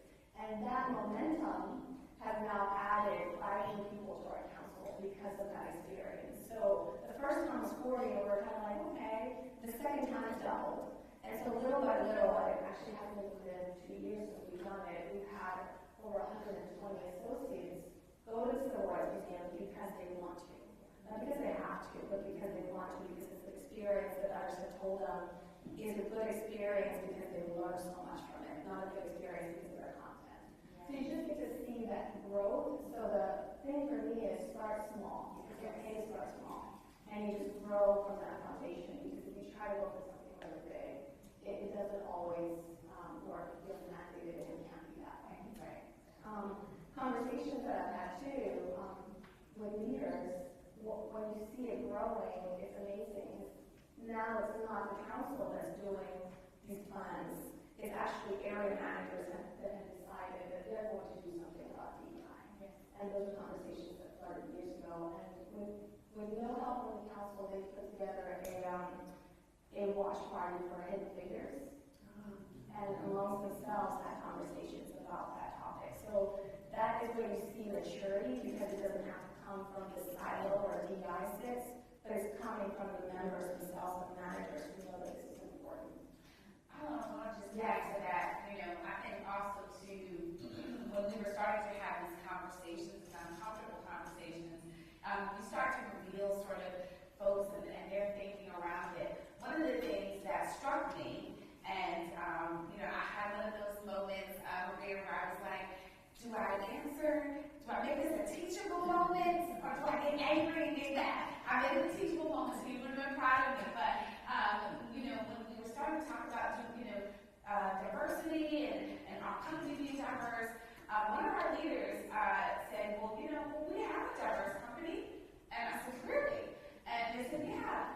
Look at all of our restaurants. And I said, oh, okay. So, yes, if you're looking at it from that side, yes, we do have a lot of diverse workers at a certain level, right? So I challenged that, and I said, okay, correct, you're right. We do have diverse workforce at a certain level. Now tell me how many directors are diverse.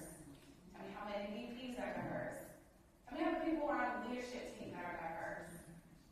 And on our executive board, right? I'm happy to report that we are potentially looking at filling a seat with a diverse candidate on our board. But so it was a teachable moment for that person to say, wow, you're right.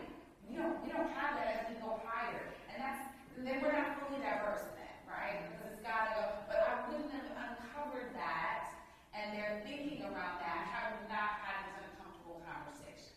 Because to them there was no problem. That's right. Diversity just didn't realize where it was, when the access was not there. That's right. For the decision makers. That's right. Can I add one more thing? Yes. This is an item conversation. I don't like rules. Well, you all inspired me with some of the vulnerabilities. I do want to put a little caveat here with some of the things I'm going to share. You all, again, I know you look at the news, you're seeing things, there is kind of this push out of the 2020, what again they call the George Floyd summer, where a lot of people started bringing in the DEI people. What we're seeing now is a lot of the DEI people being let go. I am one of the let goers. And one of the things that I want you to make sure too, as you're planning this, you also want to make sure as you're thinking about what it is that you want, make sure that you need to know this before you start bringing in someone who uproots themselves from somewhere for 20 years, if That's the first one. I'll talk to Beverly, my therapist, about that. But, make sure, because again, you have someone, again, who's coming in to do a job, but then there's miscommunication or understanding of what the expectations were, even though the expectations are shared. So make sure that, again, you're not just doing it to check off a box, because that causes so many different kinds of issues rolling out, and it's unnecessary things that could have happened if you just had some serious conversation. Like, what do we really want? If you really aren't serious about it, don't go out here first. Start here. Find out what it is that we want, because again, you're affecting other people in this situation too. And again, having those conversations about what diversity is and where it is. Yes, you can have a lot of diverse people, but are these the people making the decisions?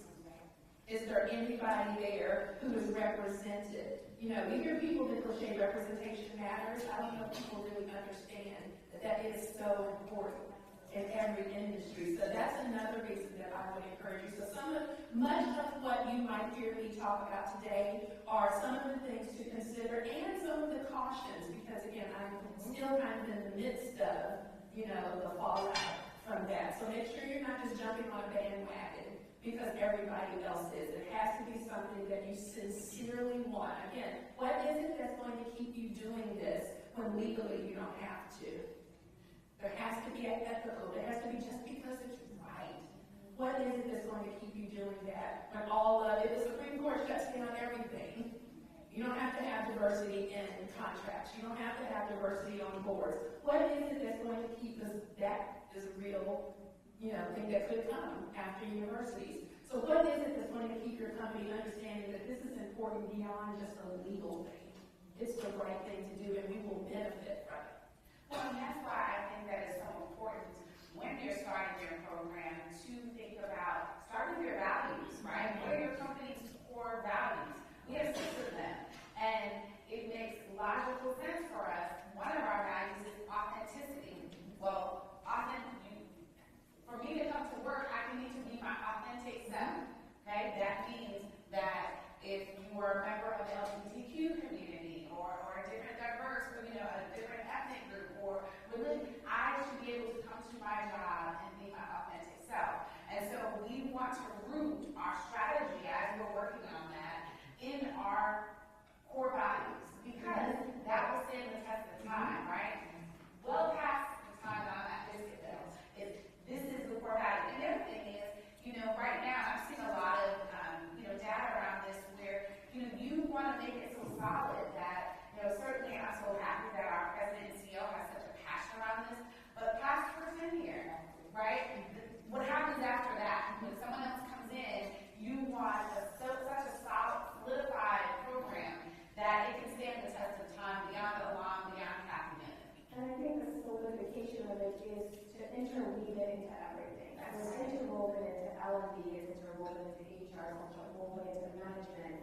And you do that first at that. It's in writing, but then you live it out, and that's where you can start to see it really come to life. You're seeing it when it doesn't have to be interwoven anymore, where it's just a simple part of your culture and your values. You have to have that cultural assessment to even start that process. Who are we? And why does this matter? Why is this important to us? And are we going to turn around and say this is not important anymore? Because that goes back to vulnerability, because we're not only asking officers, DI officers, and DI professionals to be vulnerable, but we're also asking our associates or our employees to be vulnerable. And there's nothing worse, like for me, I've had people say, well, let's go out and reach out to the Latino community. And then 5 minutes later, something happens with the Latino community that doesn't seem that great of an idea because it's politicized once again. And they're like, well, let's just drop that whole Latino thing. And y'all have an elephant's memory. I will remember that. And that doesn't feel good because you make yourself vulnerable and you expose a part of your identity. And now all of a sudden, because you're not politically, I guess it's just politically expedient, right? You're gone. And so I think it's really important for us as leaders to know where are we in this whole process. And if we're only going to inch up, that's fine. If we're not going to go the whole mile, that's okay. Let's just inch little by little, but let's not go out there, like you said, and make all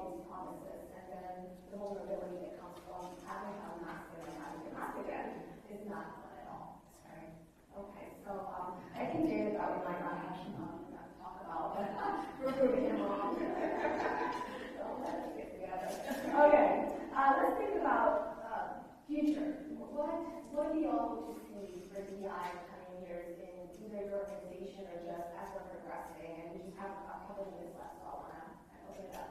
Whoever wants to start. Okay. Well, I'm going to take your word. I've been writing it down, starting it. I want to see some authenticity and sincerity. You all heard, my training starting off as an elementary school teacher. So it's very basic for me. I go back to the 4th grade. Let's do it because it's right. So I want to see, everybody doesn't have to be like, I love talking about this stuff. My family hates me at Thanksgiving. Because my mom's like, don't say this because you know that the person is saying will call you out. So I love it. It's every part of my life. I don't expect everybody to be like, yay, let's talk about racism. Let's talk about sexism. You don't have to be there. But let's see. Let me learn more about myself. I want to see people, I'm an extrovert, if you didn't know, but I'm also very introspective. And so I want to see a place where everybody is just thinking about some of the things that you all were even talking about earlier. What's my experience with this?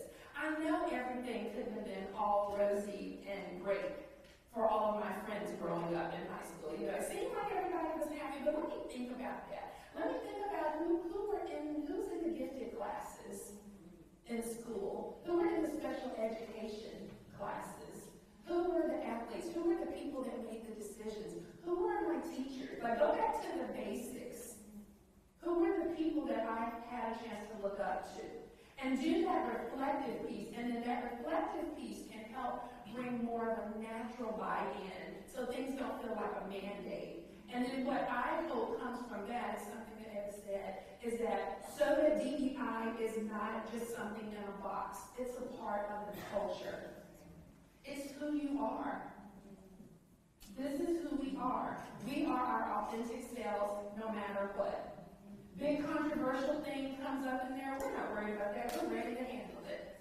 We're ready to go because we've done the work. So that's my kind of utopian vision of things. Let's do the reflection, let's work on ourselves, and let's just make this natural. It doesn't have to be this.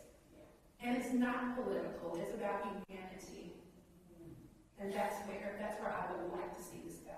Right. Just to piggyback on that, I would love to see a world, and even within my organization, where we never stop being curious, right? Curiosity, I feel, was what drove this to where we are now, and which continues to drive us.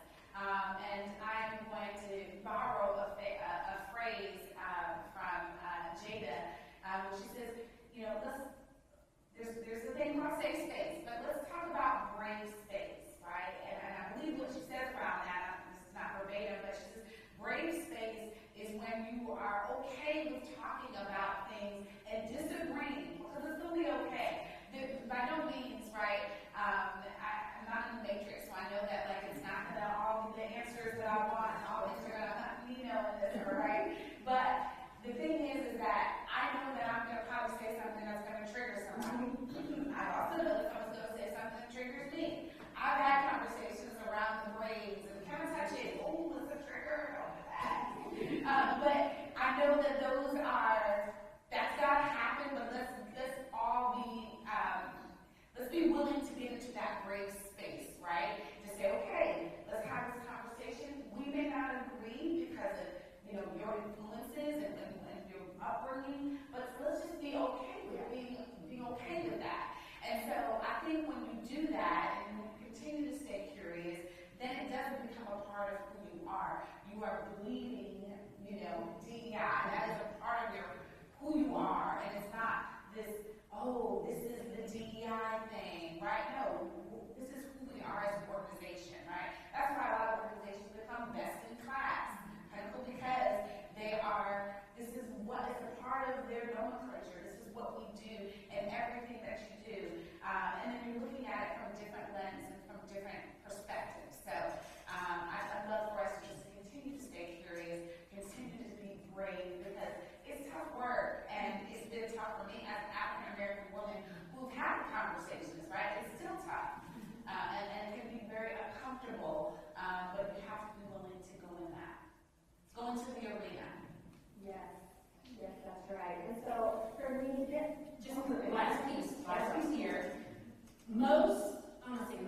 many places start this DEI thing in human resources.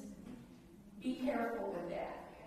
And I'm not saying don't do it because I want you to start somewhere, but almost all of the research and the data shows us that DEI should not be totally interwoven or really under HR, because look at the there's kind of a pressure there. HR has to do with your jobs and so sometimes you might not be willing to step out and speak truth to power if HR is right here in that. So if you're starting there, fine, but begin to find a way, or if you are under HR, make sure there's some autonomy within there and that there's not a reporting too, because HR is a part of the maintenance.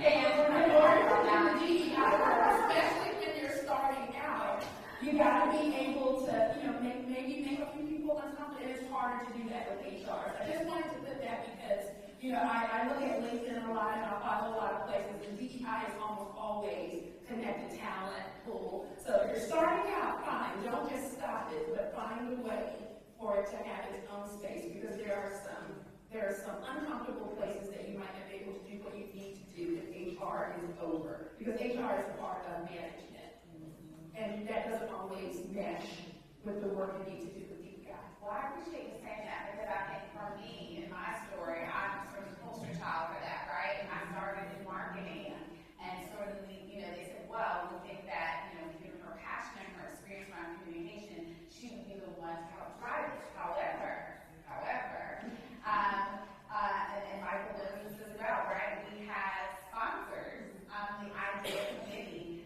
of which one is our head of our people excellence, head of our HR department. So I think that is, yes, thank you for saying that.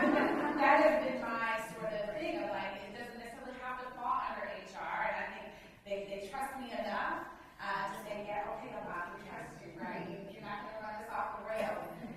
But I still have a sponsor of that, and so it is important for me to sort of make sure that autonomy still stays there. And I can certainly refer to her, and she does give me that autonomy. So I don't feel that I'm under this, tent of, oh, I gotta do what she said. She has a great understanding on it. So thank you. One more piece of advice. Well, I'm gonna add one more just really quickly. I think that DEI really benefits everyone. Literally everyone. If you can find a way that everyone in your organization benefits from this, and it does, because it hits the business case, it hits connectivity, it hits employee belonging, it hits millennials that want, and Gen Zers that want all of this. It can be a benefit to everyone. If we can make that plainly visible to those who feel threatened by DEI, then we can actually bring everyone along. And that's one of the key things that our leadership will say. We want to take everyone with us, not just these people or these people. We want everyone to come along for the ride. And so that's, if you can make your business case in that way, then I think you'll have a very good chance of really advancing your DEI program. Well, I thank you so much, Olin and Dr. Fuller, for giving us your experience. And I think we're done, unless we have any questions that we must have answered this moment. Looks like we answered them all. Oh, you have a question. No, I'm just thanking you. Thank you. All right, take it back to you. Very well. Yes. Thank you.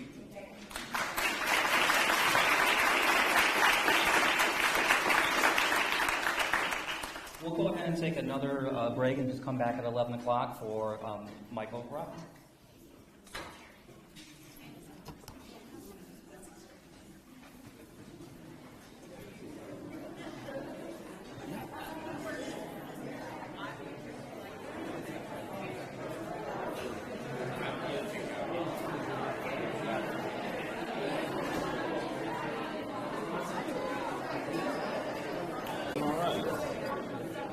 Do I just plug my USB into the computer? Yeah, there's a USB hub right there. Oh, you nice. can use. Awesome.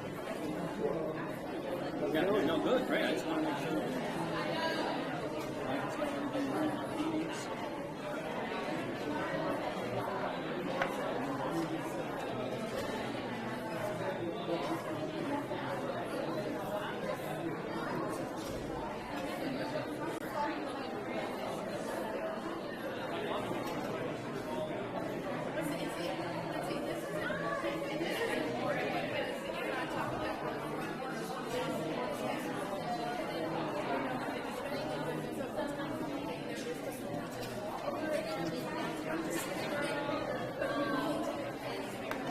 Any audio or links you need to check? Cool, appreciate it. Yeah.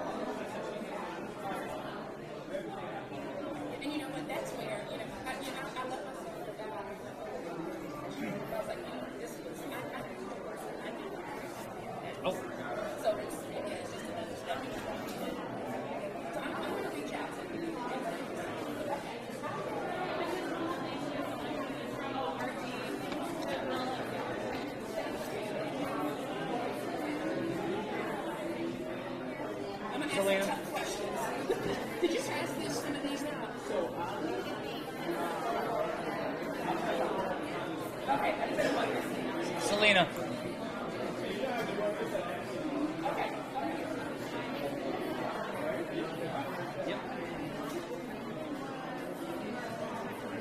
Okay, folks, we're coming back here in just 1 minute.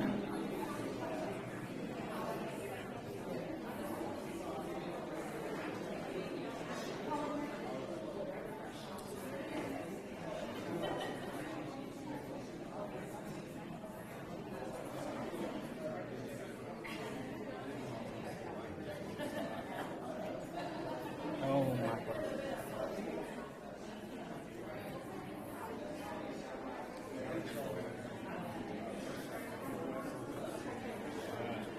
For me to see.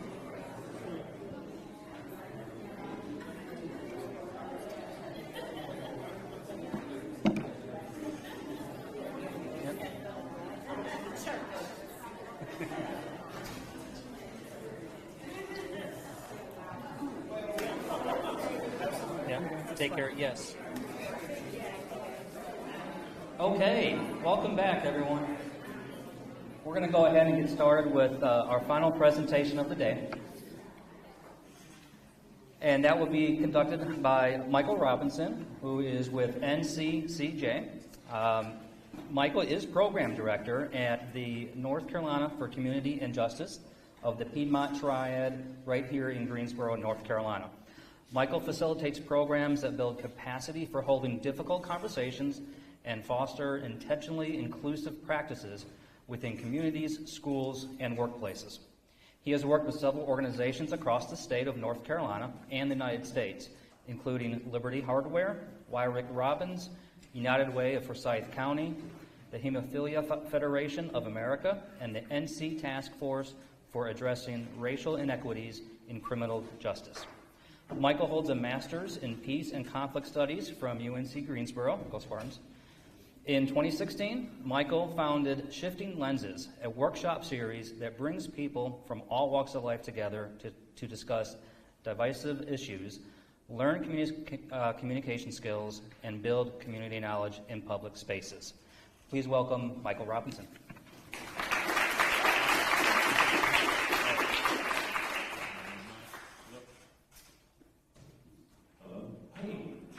Oh, it's okay. It's okay. I did well. Good morning. Yes, good morning, everybody. I have been tasked with keeping you from lunch, and so I'm going to do my best to close this out. I want to give a round of applause to everybody.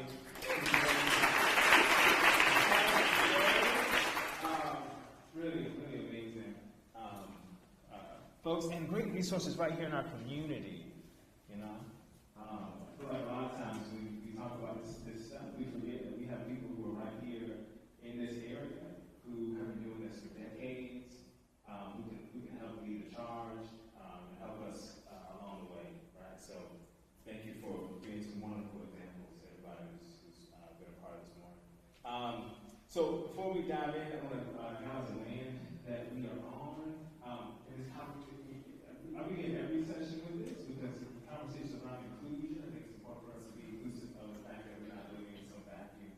This is a beautiful space, and it's important to me that we not only acknowledge, but we consider, you know, who has come before us, who still remains, who are often left out of conversations when we think about inclusion and diversity, and cultural diversity, things like this. This is the ancestral lands of the Saponi, Kiawe, and Sinsbaha peoples. You know, some of these tribes are certain other tribes, like the Tawa, the Tuscarora, the Okinawa Saponi for different reasons. And for us to be having conversations around what it means for us to be ever more inclusive, to create a community of belonging within our workplaces and in our larger community, the triad, the state, the country. I think it's important for us to consider folks who often get left out of these conversations, right? So ECCJ,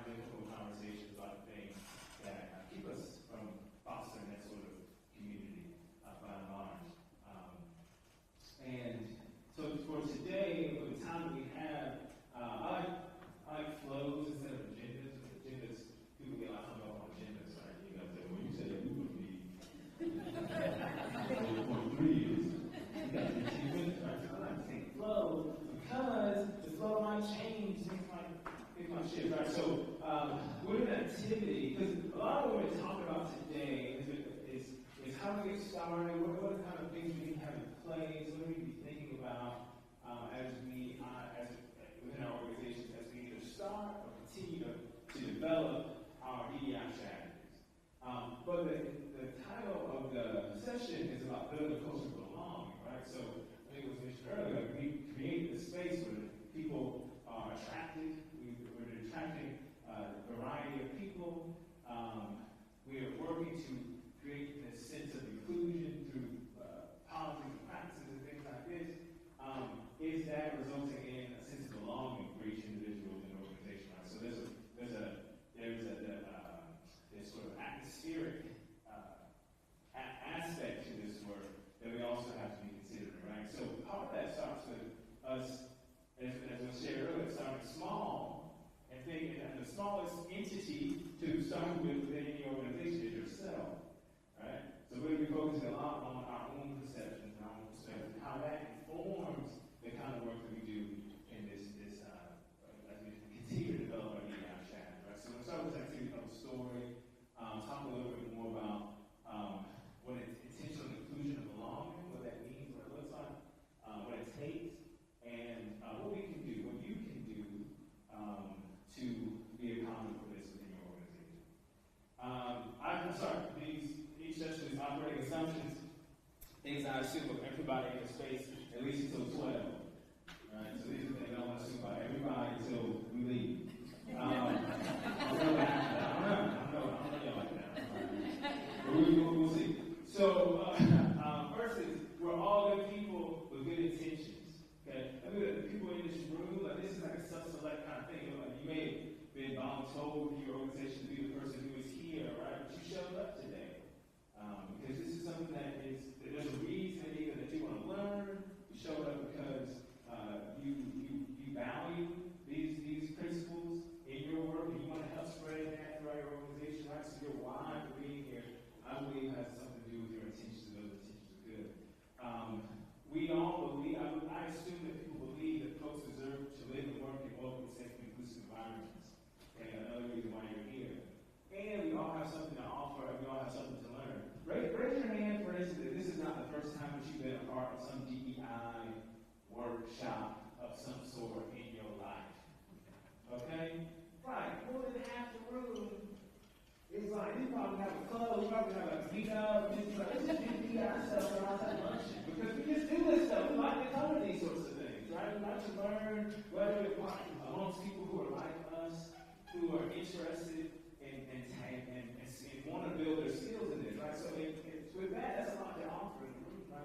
We've seen already vulnerability, we've seen perspective, we've seen expertise, right? So we all have something to offer, but also we're over here because we all have something to learn, right?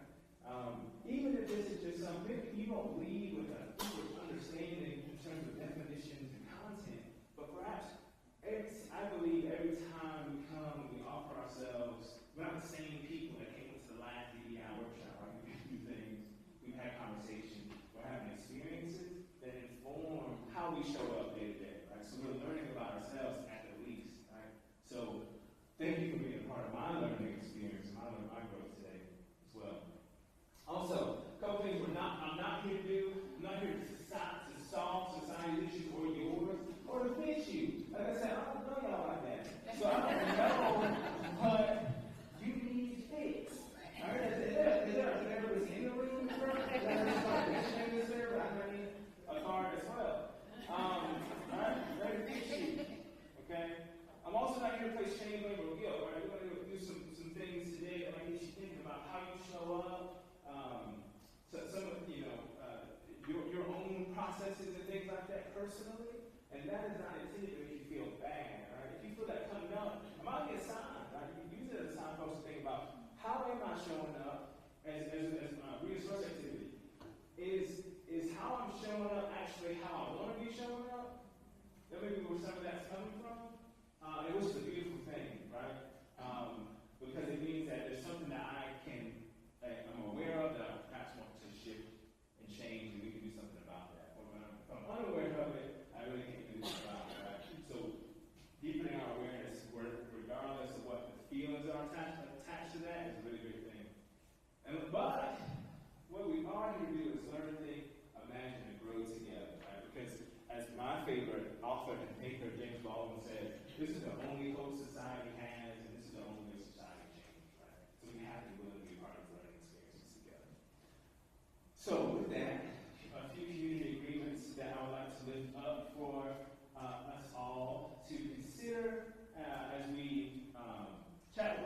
tables today as we talk amongst ourselves is one is that we commit to being fully present in this process as best we can. I know, like I said, it's almost lunchtime. Some of y'all are like, I was off the morning off, but I gotta go. I got a meeting at 1, I get it. I live my life like that too, right? So it's trying our best to be as fully present in the process. You want to speak for yourself and your experience. You might be here with somebody you work with. Okay? And you might have a different perspective of some of the things that I want to present to you today than the person that you're working with. Speak for yourself. Speak for yourself and your experience within your organization. Right? So that means we can facilitate that by using I statements, right? So I think, I feel, I believe, I've experienced, as opposed to, well, we, they, you, right? Start with I statements. Speak for yourself. We're going to hold for others sharing confidence, right? So I would say what's said here stays here, or what's learned here leaves here. So that's not necessarily the content of what people share. It's more so what do we learn when we hold space with one another and our differences and perspective about these concepts. What can we gain? That takes listening with compassion and empathy, like one of the keys to diversity Maria talked about earlier, right? And transforming judgment into curiosity. So how do we refrain from secretly, silently judging the other person's perspective and being more curious, right? Leading with questions instead of judgment, right? Okay. All right, so we already talked about this. We talked about the diversity, has to be a good conversation about that. I'm just going to say it's the presence of difference. Diversity and inclusion, oftentimes things are put together in these conversations. Equity is added, or awareness, or belonging, these sorts of things. Justice might be added onto it, but when we're talking about diversity and inclusion, these are not necessarily the same thing. Somebody tell me how they perceive inclusion as it relates to diversity.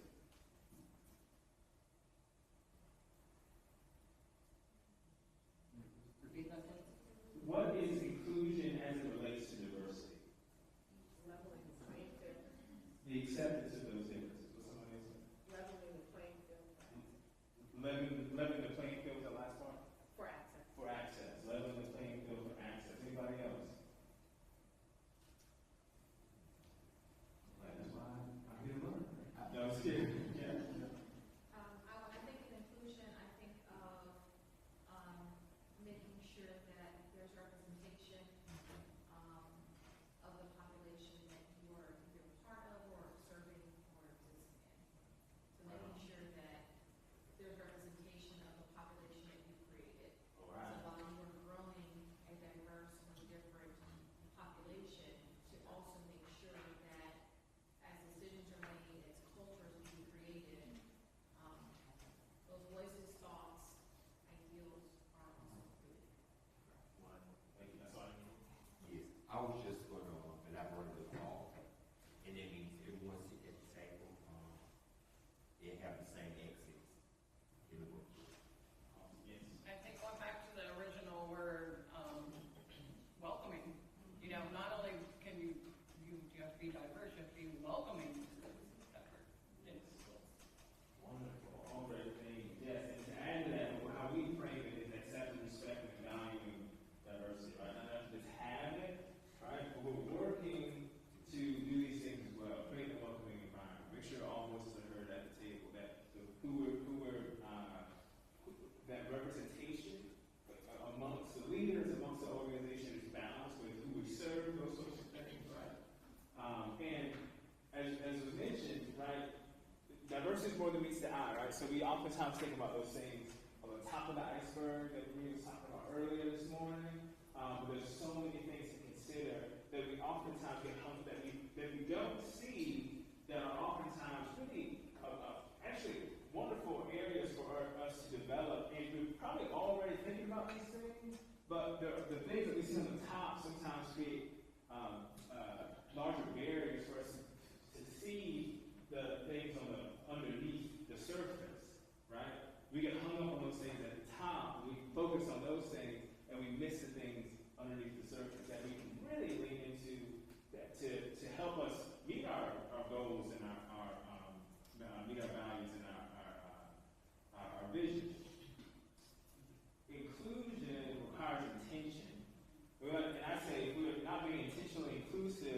we run the high likelihood of being unintentionally exclusive. Right? So intentionality is important. We'll talk about that a little later.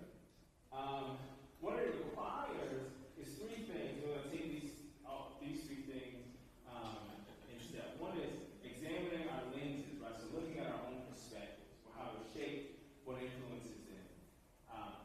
And those are within the organization. So what lens is the organization viewing this work through? Asking and encouraging tough questions of ourselves and our organizations. And also acknowledging and addressing personal and institutional bias, right? So both of those things. What kind of bias do I have that you be aware of? And what are the things within the system, the structure that we operate within that produce bias outcomes? So we're going to focus on examining our lens first. So on your table, there is a stack of papers. Grab one, keep it face down for a moment, because some of y'all might have to look at papers. I don't want to see some Netflix. Be able to get down, check it out, and you have to check it out and tell me. I'm going to see the pride and story. Let's get through it.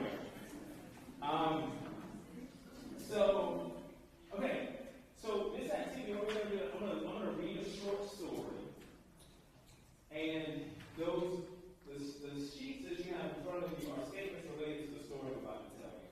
Okay, you're going to have up to 5 minutes to make selections related to the story. I'll tell you how to do that in a moment. Then you're going to review your answers with your table mates. Okay. After that, I'll reveal the answers to the statement and we'll talk about it a little bit. Okay? But first, all you need to focus on is the story and your own individual responses to these statements. Okay? So no collaboration yet. All right? Any questions? Okay. All right. So, just so we can front load this so you don't forget too much of the story. When you flip your page over, you're going to have 11 statements, and each statement has 3 options for you to choose from in relation to the statement. First is a statement a definitely true statement about the information given in the story? False or a definitely false statement about the information given in the story? And a question mark, which means it's a statement that could be true or false, but based on the information you're given, you're uncertain. You can't know whether or not it's true or false. Okay? So you have all 3 options to choose from once you get the opportunity to choose. Okay? All right. So here we go. Ready? Here is the story. A businessman had just turned off the lights in the store when a man appeared and demanded money. The owner opened a cash register. The contents of the cash register were scooped up, and the man sped away. A member of the police force was notified promptly. Did you take a picture? Yes, you did. I saw your phone. Put that down. You get disqualified. That was slick. Ooh. I heard somebody take a picture of the stand. That was so sweet. I got a child though, so I notice stuff like that. Over there in the corner. You have 5 minutes. So let me make it up. You have 5 minutes to make your selection. Make sure you use individual. There's no talking for the first 5 minutes. You're going to get a chance to talk about your things in a minute. Some of y'all have done this before. I'm curious to see how you do. All right, 5 minutes.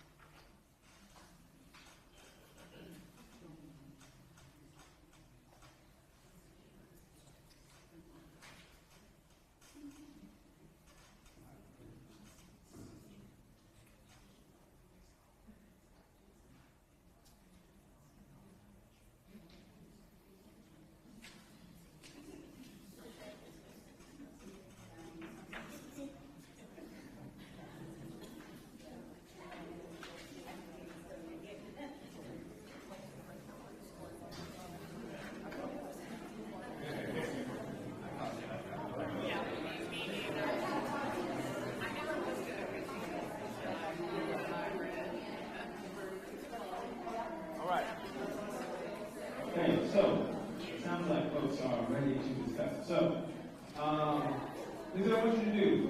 Okay? At your table, I want you all to have a conversation about your answers. Okay? There are actual answers to the statement, to the activity, but I want you to discuss at your table your answers. And I want you to try to gain consensus on whether or not the answer is true, false, or you can't know. All right? Whatever you can do, for instance, starting with number one, if all the people at your table say number one is true, let's say, right? Then move on to number two, just for time purposes, right? I'm sure you can talk more and more about why it's true or false or whatever, but if all of you have the same answer, just move on to the next statement, okay? If even one person at the table has a different answer than other folks at the table, I want you to stop there and talk about your process, your reasoning for why you think it's true, false, or whatever. The goal is to gain consensus, right? So either you're going to change your answers, or you're going to. The goal is for everybody to have the same answer for each one of the statements. If you change any of your answers, I want you to keep track of the ones you changed by marking it in a different way than you did before, right? So if you did a circle for your first answers, I want you to do a square, or even put a star next to these questions that you mark, but make sure you indicate which questions, or which statements rather, you change the answer to if you change the answers. Okay? Anybody have any questions? All right, I'm going to give you up to 10 minutes for this part. I'm going to check in about 7 minutes to see where people are, and when you can have the full 10 minutes if you need it, all right? So, everybody, deliberate.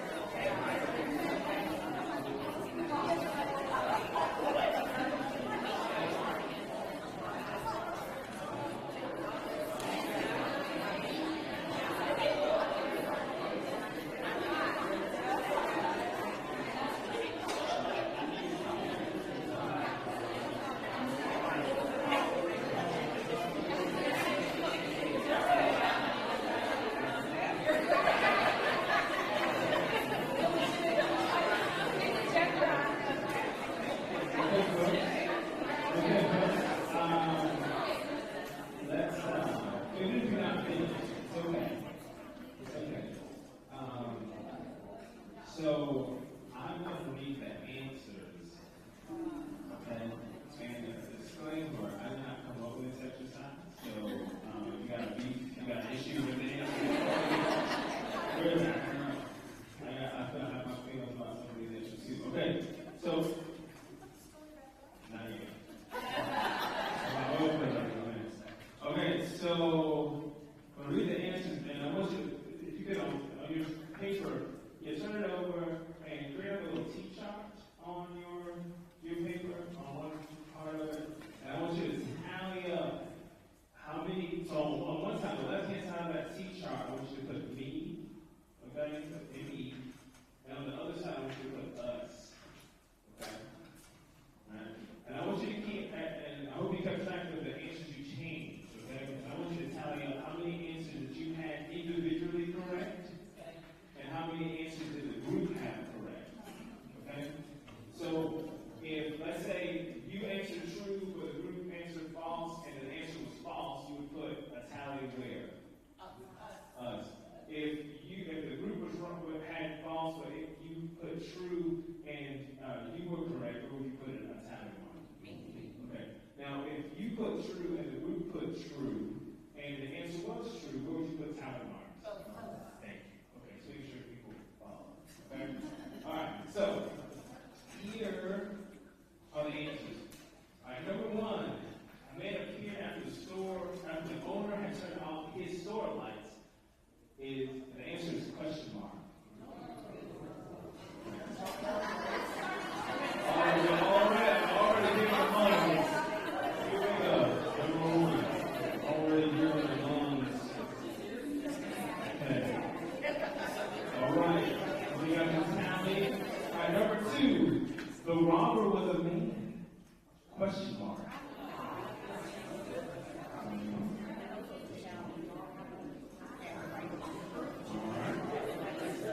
Number three, the man did not demand money. That statement is false.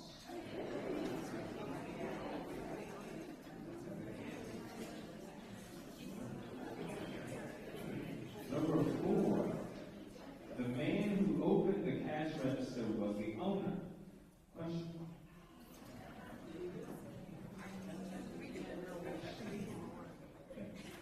Number five, the store owner scooped up the contents of the cash register and ran away. Question mark.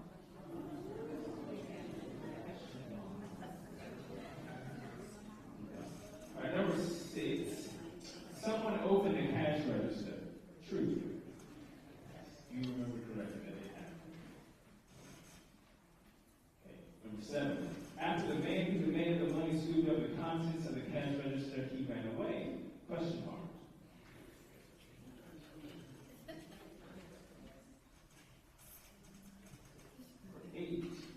While the cash register contained money, the store does not state how much.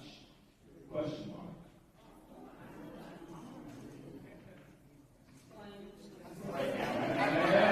Yeah, that's the one. It took me 2 years to get that one.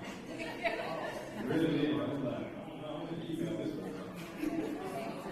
Professor so-and-so. Okay. Number 9. The robber demanded money of the owner. Question mark.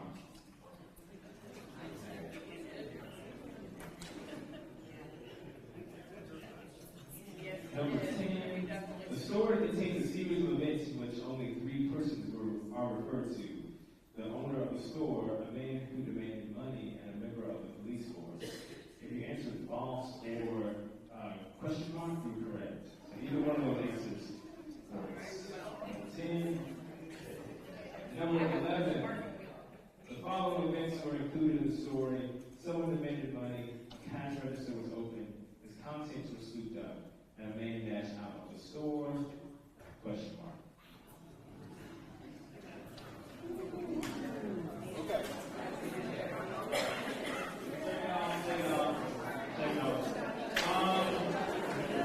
All right. Before I put the story back on the screen, I want to catch some feelings. How y'all feeling right now? Just shout it out.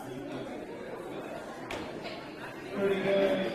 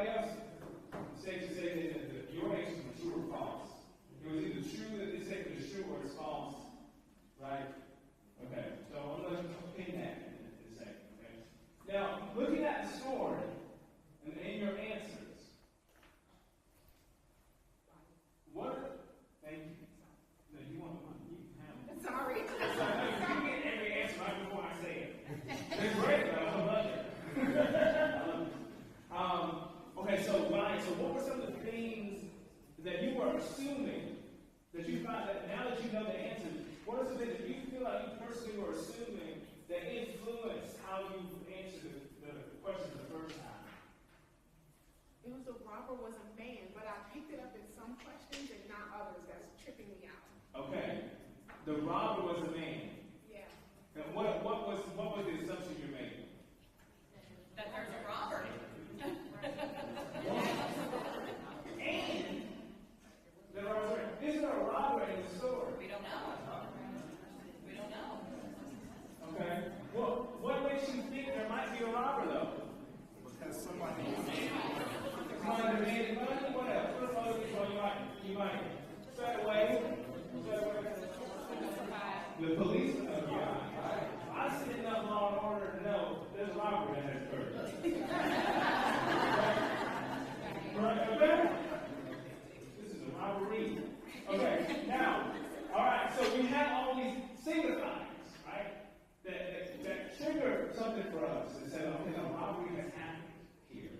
Why might somebody demand money in a store other than robbery? The Brinks truck driver. The Brinks truck driver. Cashing the check, right? Refund. You ain't paid me 2 weeks. That's the money. You know? Huh? A spouse. Hey, you know? I need that check. Okay. There's a lot of reasons. So we need to stop the pause, right? You say, oh, there's a lot of reasons why somebody might demand money. The statement leads you to believe there's a robbery too, right? So we're looking at whether the statement is true. The statement, we can't know if there was a robbery because it's not necessary. We don't have enough information in the story. What are some other assumptions perhaps you were making either while you were listening to the statements or while you were listening to the story? I would say an assumption would be that there was even cash in the cash register. Right.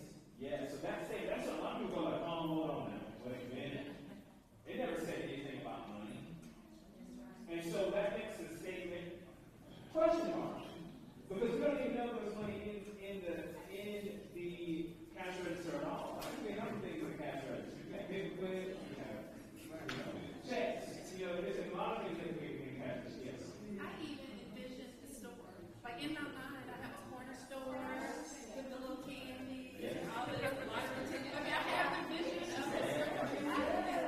Right, you visualize certain things, right? We're not just keep seeing words floating around our head. We have a picture of what we see.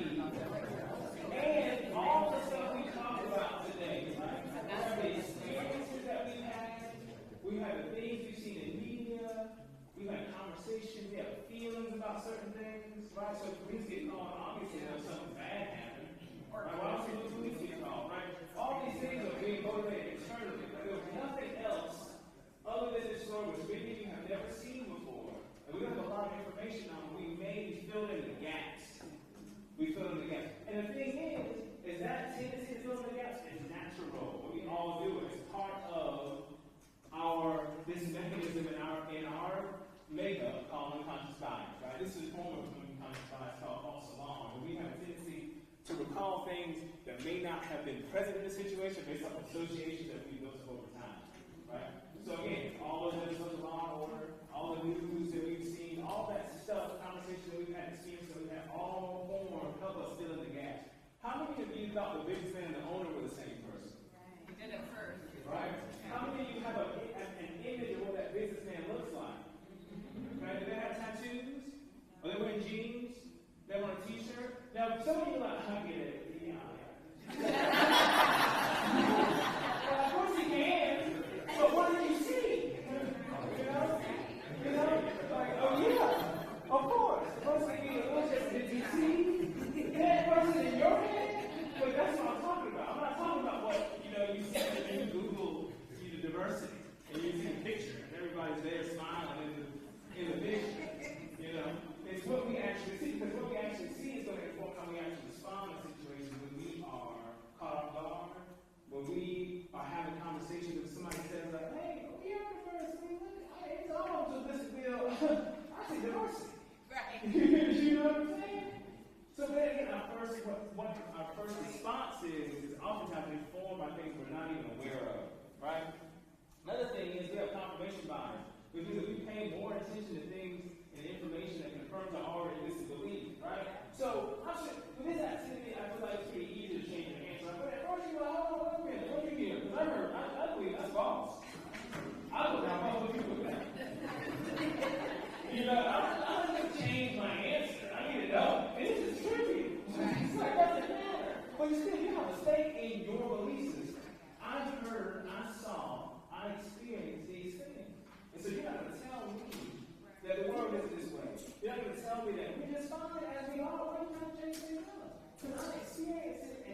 I think Will saw you know it.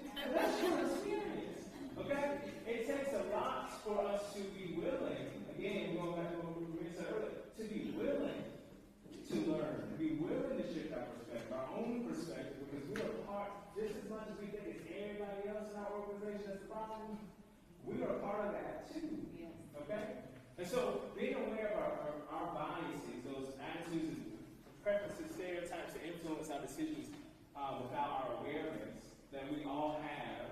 And a lot of times these things don't align with our declared belief system. Like we believe we're good people, we're making unbiased decisions, but by and large, we're going to be making assumptions even when we don't want to be. We don't think that we are. And those are going to inform how we see the organization we work in. We're going to see it through the lens of our own experience, right? And it's going to inform how we build the practices and policies and procedures that will go beyond us and help us either meet our goals that we want, that we say we want to set, or not, right?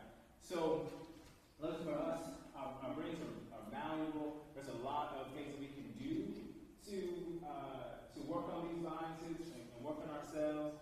They're simple but not easy. One thing, understanding our preferences, right? Doing things like implicit associations tests, provided by Project Implicit, right? There's a whole list of many categories you can choose from, and you do some exercises to help you sort words and images into different categories.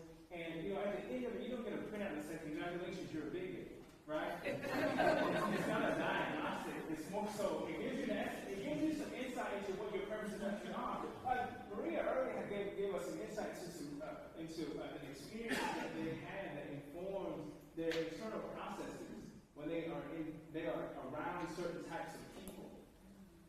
She didn't have to tell us that, right? She's the chief equity officer of the city.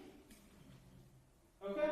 There's a real valuable reason that for her not to say those things out in public, right? But the reason that she can say that and still do her job well is because she's aware of it and isn't afraid to talk about it. We get so afraid to talk about how we honestly feel about the things that are happening in the world, how they align with our values, that we actually are by not fostering the right where we can have these types of conversations, we're actually doing a disservice to the DEI we're trying to establish, right? Because it's not just about practices, policies, procedures, checking off boxes, making sure that everybody's in the line of the law, those sorts of things. It's the environment, the sense of belonging we're able to create. And so, it's important for us to develop this sense of self-observation, right? Noticing our own preferences and our own biases, naming them, gives us the opportunity to navigate them, right? Like I said earlier, none of what I do in these sessions is to place shame, blame, or guilt.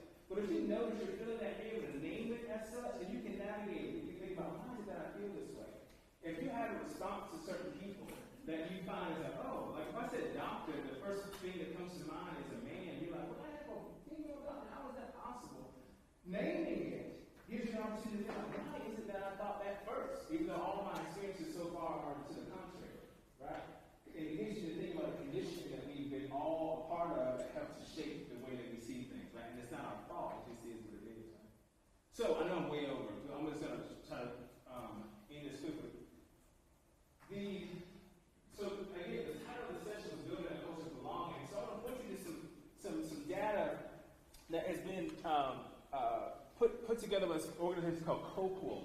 And they have this report called The Power of Belonging, what it is, and why it matters today. And if you can see this chart, what we notice is that organizations that have a high sense of belonging within their organization, they're also on the right-hand side of that screen. That means that they do better in retention, engagement, loyalty. Less people in the organization feel like their career is stalling, and they believe and they recommend their company as a good place to work, right? So it's not just, do we have a statement, do we have a committee, do I see people in the organization that look like me? And are we doing the things that are intentional to build a sense that I belong here? I see people like me who are climbing the ladder, who are in leadership, I can go to my leader and talk to them about issues that I have and feel respected and heard. My colleagues respect me and celebrate me. Right? It's the same kind of stuff you do in our family. I hate to put it like that, but it's true. Same sort of stuff. You know, I don't even remember my birthday if I celebrate birthdays. You know? I want people to remember that. I want people to remember that I've been here for 5 years. I want somebody to give me a little plaque too. I saw you gave Samantha a plaque. I want a plaque. Okay?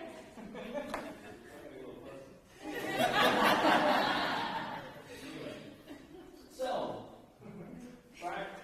Do people feel seen? Do people feel like they're able to connect in positive and intentional ways, right? Even outside of the work that you do. Yeah, you might have a really great work team, right? But do I feel like I can actually go out and, we can have lunch together, right?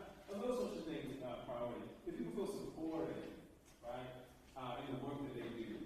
And that they feel like the people in their organization want to have a full life as well outside of the organization, not just within the organization, right? Are we proud of one another? And am I proud of the work that I'm doing? And does that work align with my purpose, vision, and values for myself and the organization, right? So these are some things. So on your table, a little handout, because but there's a handout that has some questions on it. Hopefully, in this report says that not only are these the types of things that we want to be,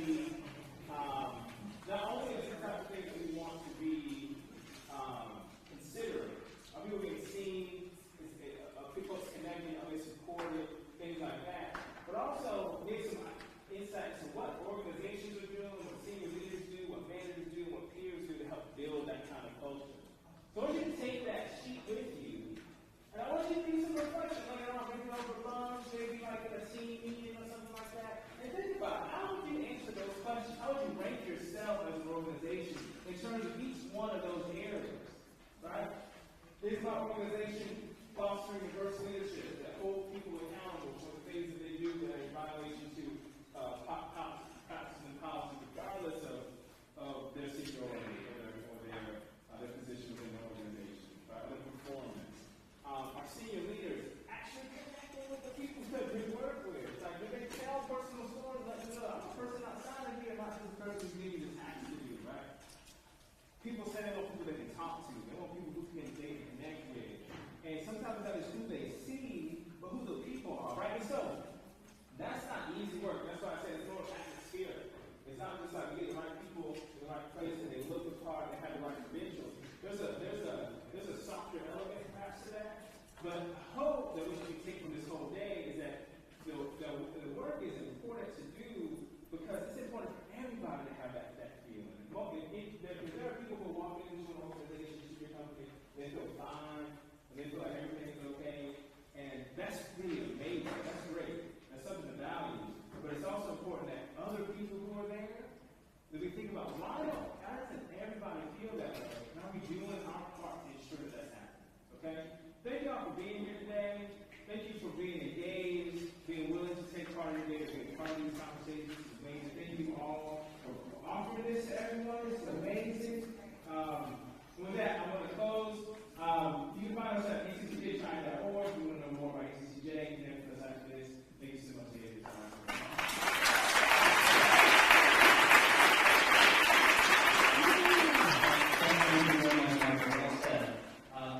Real quick, we're going to do a quick closing remarks. Dr. Ann Proudfoot of GTCC would like to say a few words. Great, thank you, David, and thanks to our presenters. I hope everybody had a great time here at our campus. I am Dr. Ann Proudfoot. I serve as the Vice President for Student Services here at Guilford Technical Community College. And on behalf of Dr. Anthony Clark, our President, our wonderful faculty and staff, Claire, who's sitting in the audience, and others who are probably working behind the scenes to make this day very special for you all, I hope you've enjoyed our campus. We serve over 27,000 students each year. We'd like to thank, in particular, Dr. Danielle Harrison, Fred, David, Guilford Works staff for their work to bring us together today for this important information exchange. Guilford Works is a valued partner with GTCC and other organizations in our community for providing service for individuals seeking career training, assistance, and preparation services. At GTCC, we value diversity and continue to work on becoming more diverse in our employee population as a means to supporting student success. We define diversity broadly in terms of thought, worldview, style, skill set, experience, age, race, gender, nationality, among others. For example, our Inclusion for Impact internship program, which you can read about on our website, focuses on preparing diverse faculty for college teaching and provides mentors aimed to attract particularly faculty of color. GTCC also values diversity in its community composition, including interview committees that hire individuals that hopefully mirror our student population, as well as our Multicultural and Inclusion Committee that its tasks with initiating activities, discussion, and education around DEI. As we conclude our time together today and recognizing that this work is ongoing and important, let's continue this discussion in our workplace and with our partners. To quote the Dalai Lama, there are only 2 days in the year that nothing can be done. One is called yesterday, the other is called tomorrow. So today is the right day. Thank you, and make today a great day.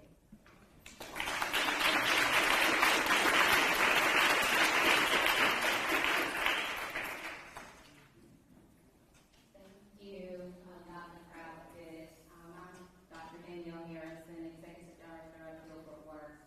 I just want to take a few minutes just to thank each and every one of you for being here today and having these conversations. Before this event, I had a conversation with someone, and they said, "We didn't know that Guilford Works did this type of thing." And I said, "Why not?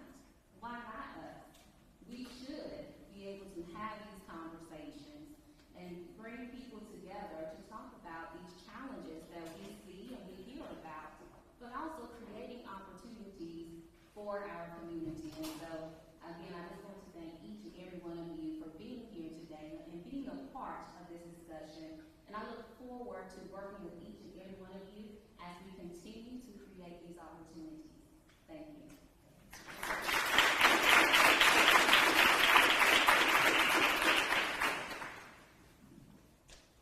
Thank you. When I was approached to do this, I'll be honest, I am starting out myself. And when I first started putting this together, I was like, oh my goodness, how am I going to fill 3 hours worth of time with information? Yes, that, please. Because a few hours later, as I'm doing my research, I'm like, oh my God, I only have 3 hours. So today is the inaugural event. And thank you so much for taking the time to be here. This is very important to all of us. And we need to have these conversations on a daily basis. We need to go home and talk about it with our families. And we need to be out with friends having these conversations. Because without it, we're going to go backwards. Yes. But, I'm sorry, I lost my train of thought. But thank you. There's so many people to thank. Guilford Works or Dr. Danielle Harrison for giving me the opportunity to put this together. To Fred Henry for giving me the time to say, you need to do this, take it, run with it. It's your show today. To my colleagues at Guilford Works for coming together.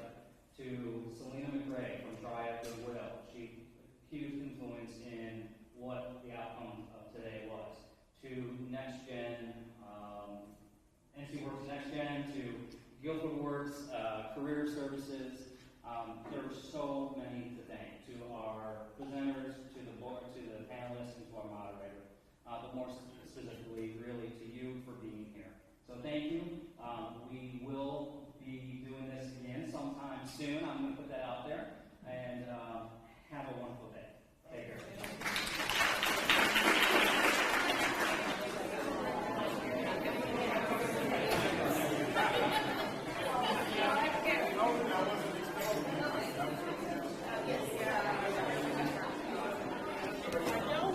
Are you going to be here for Yes. Guilford Works. I'm trying to catch you in this thing. You were sitting at the table, both of you guys. It looks like you got her.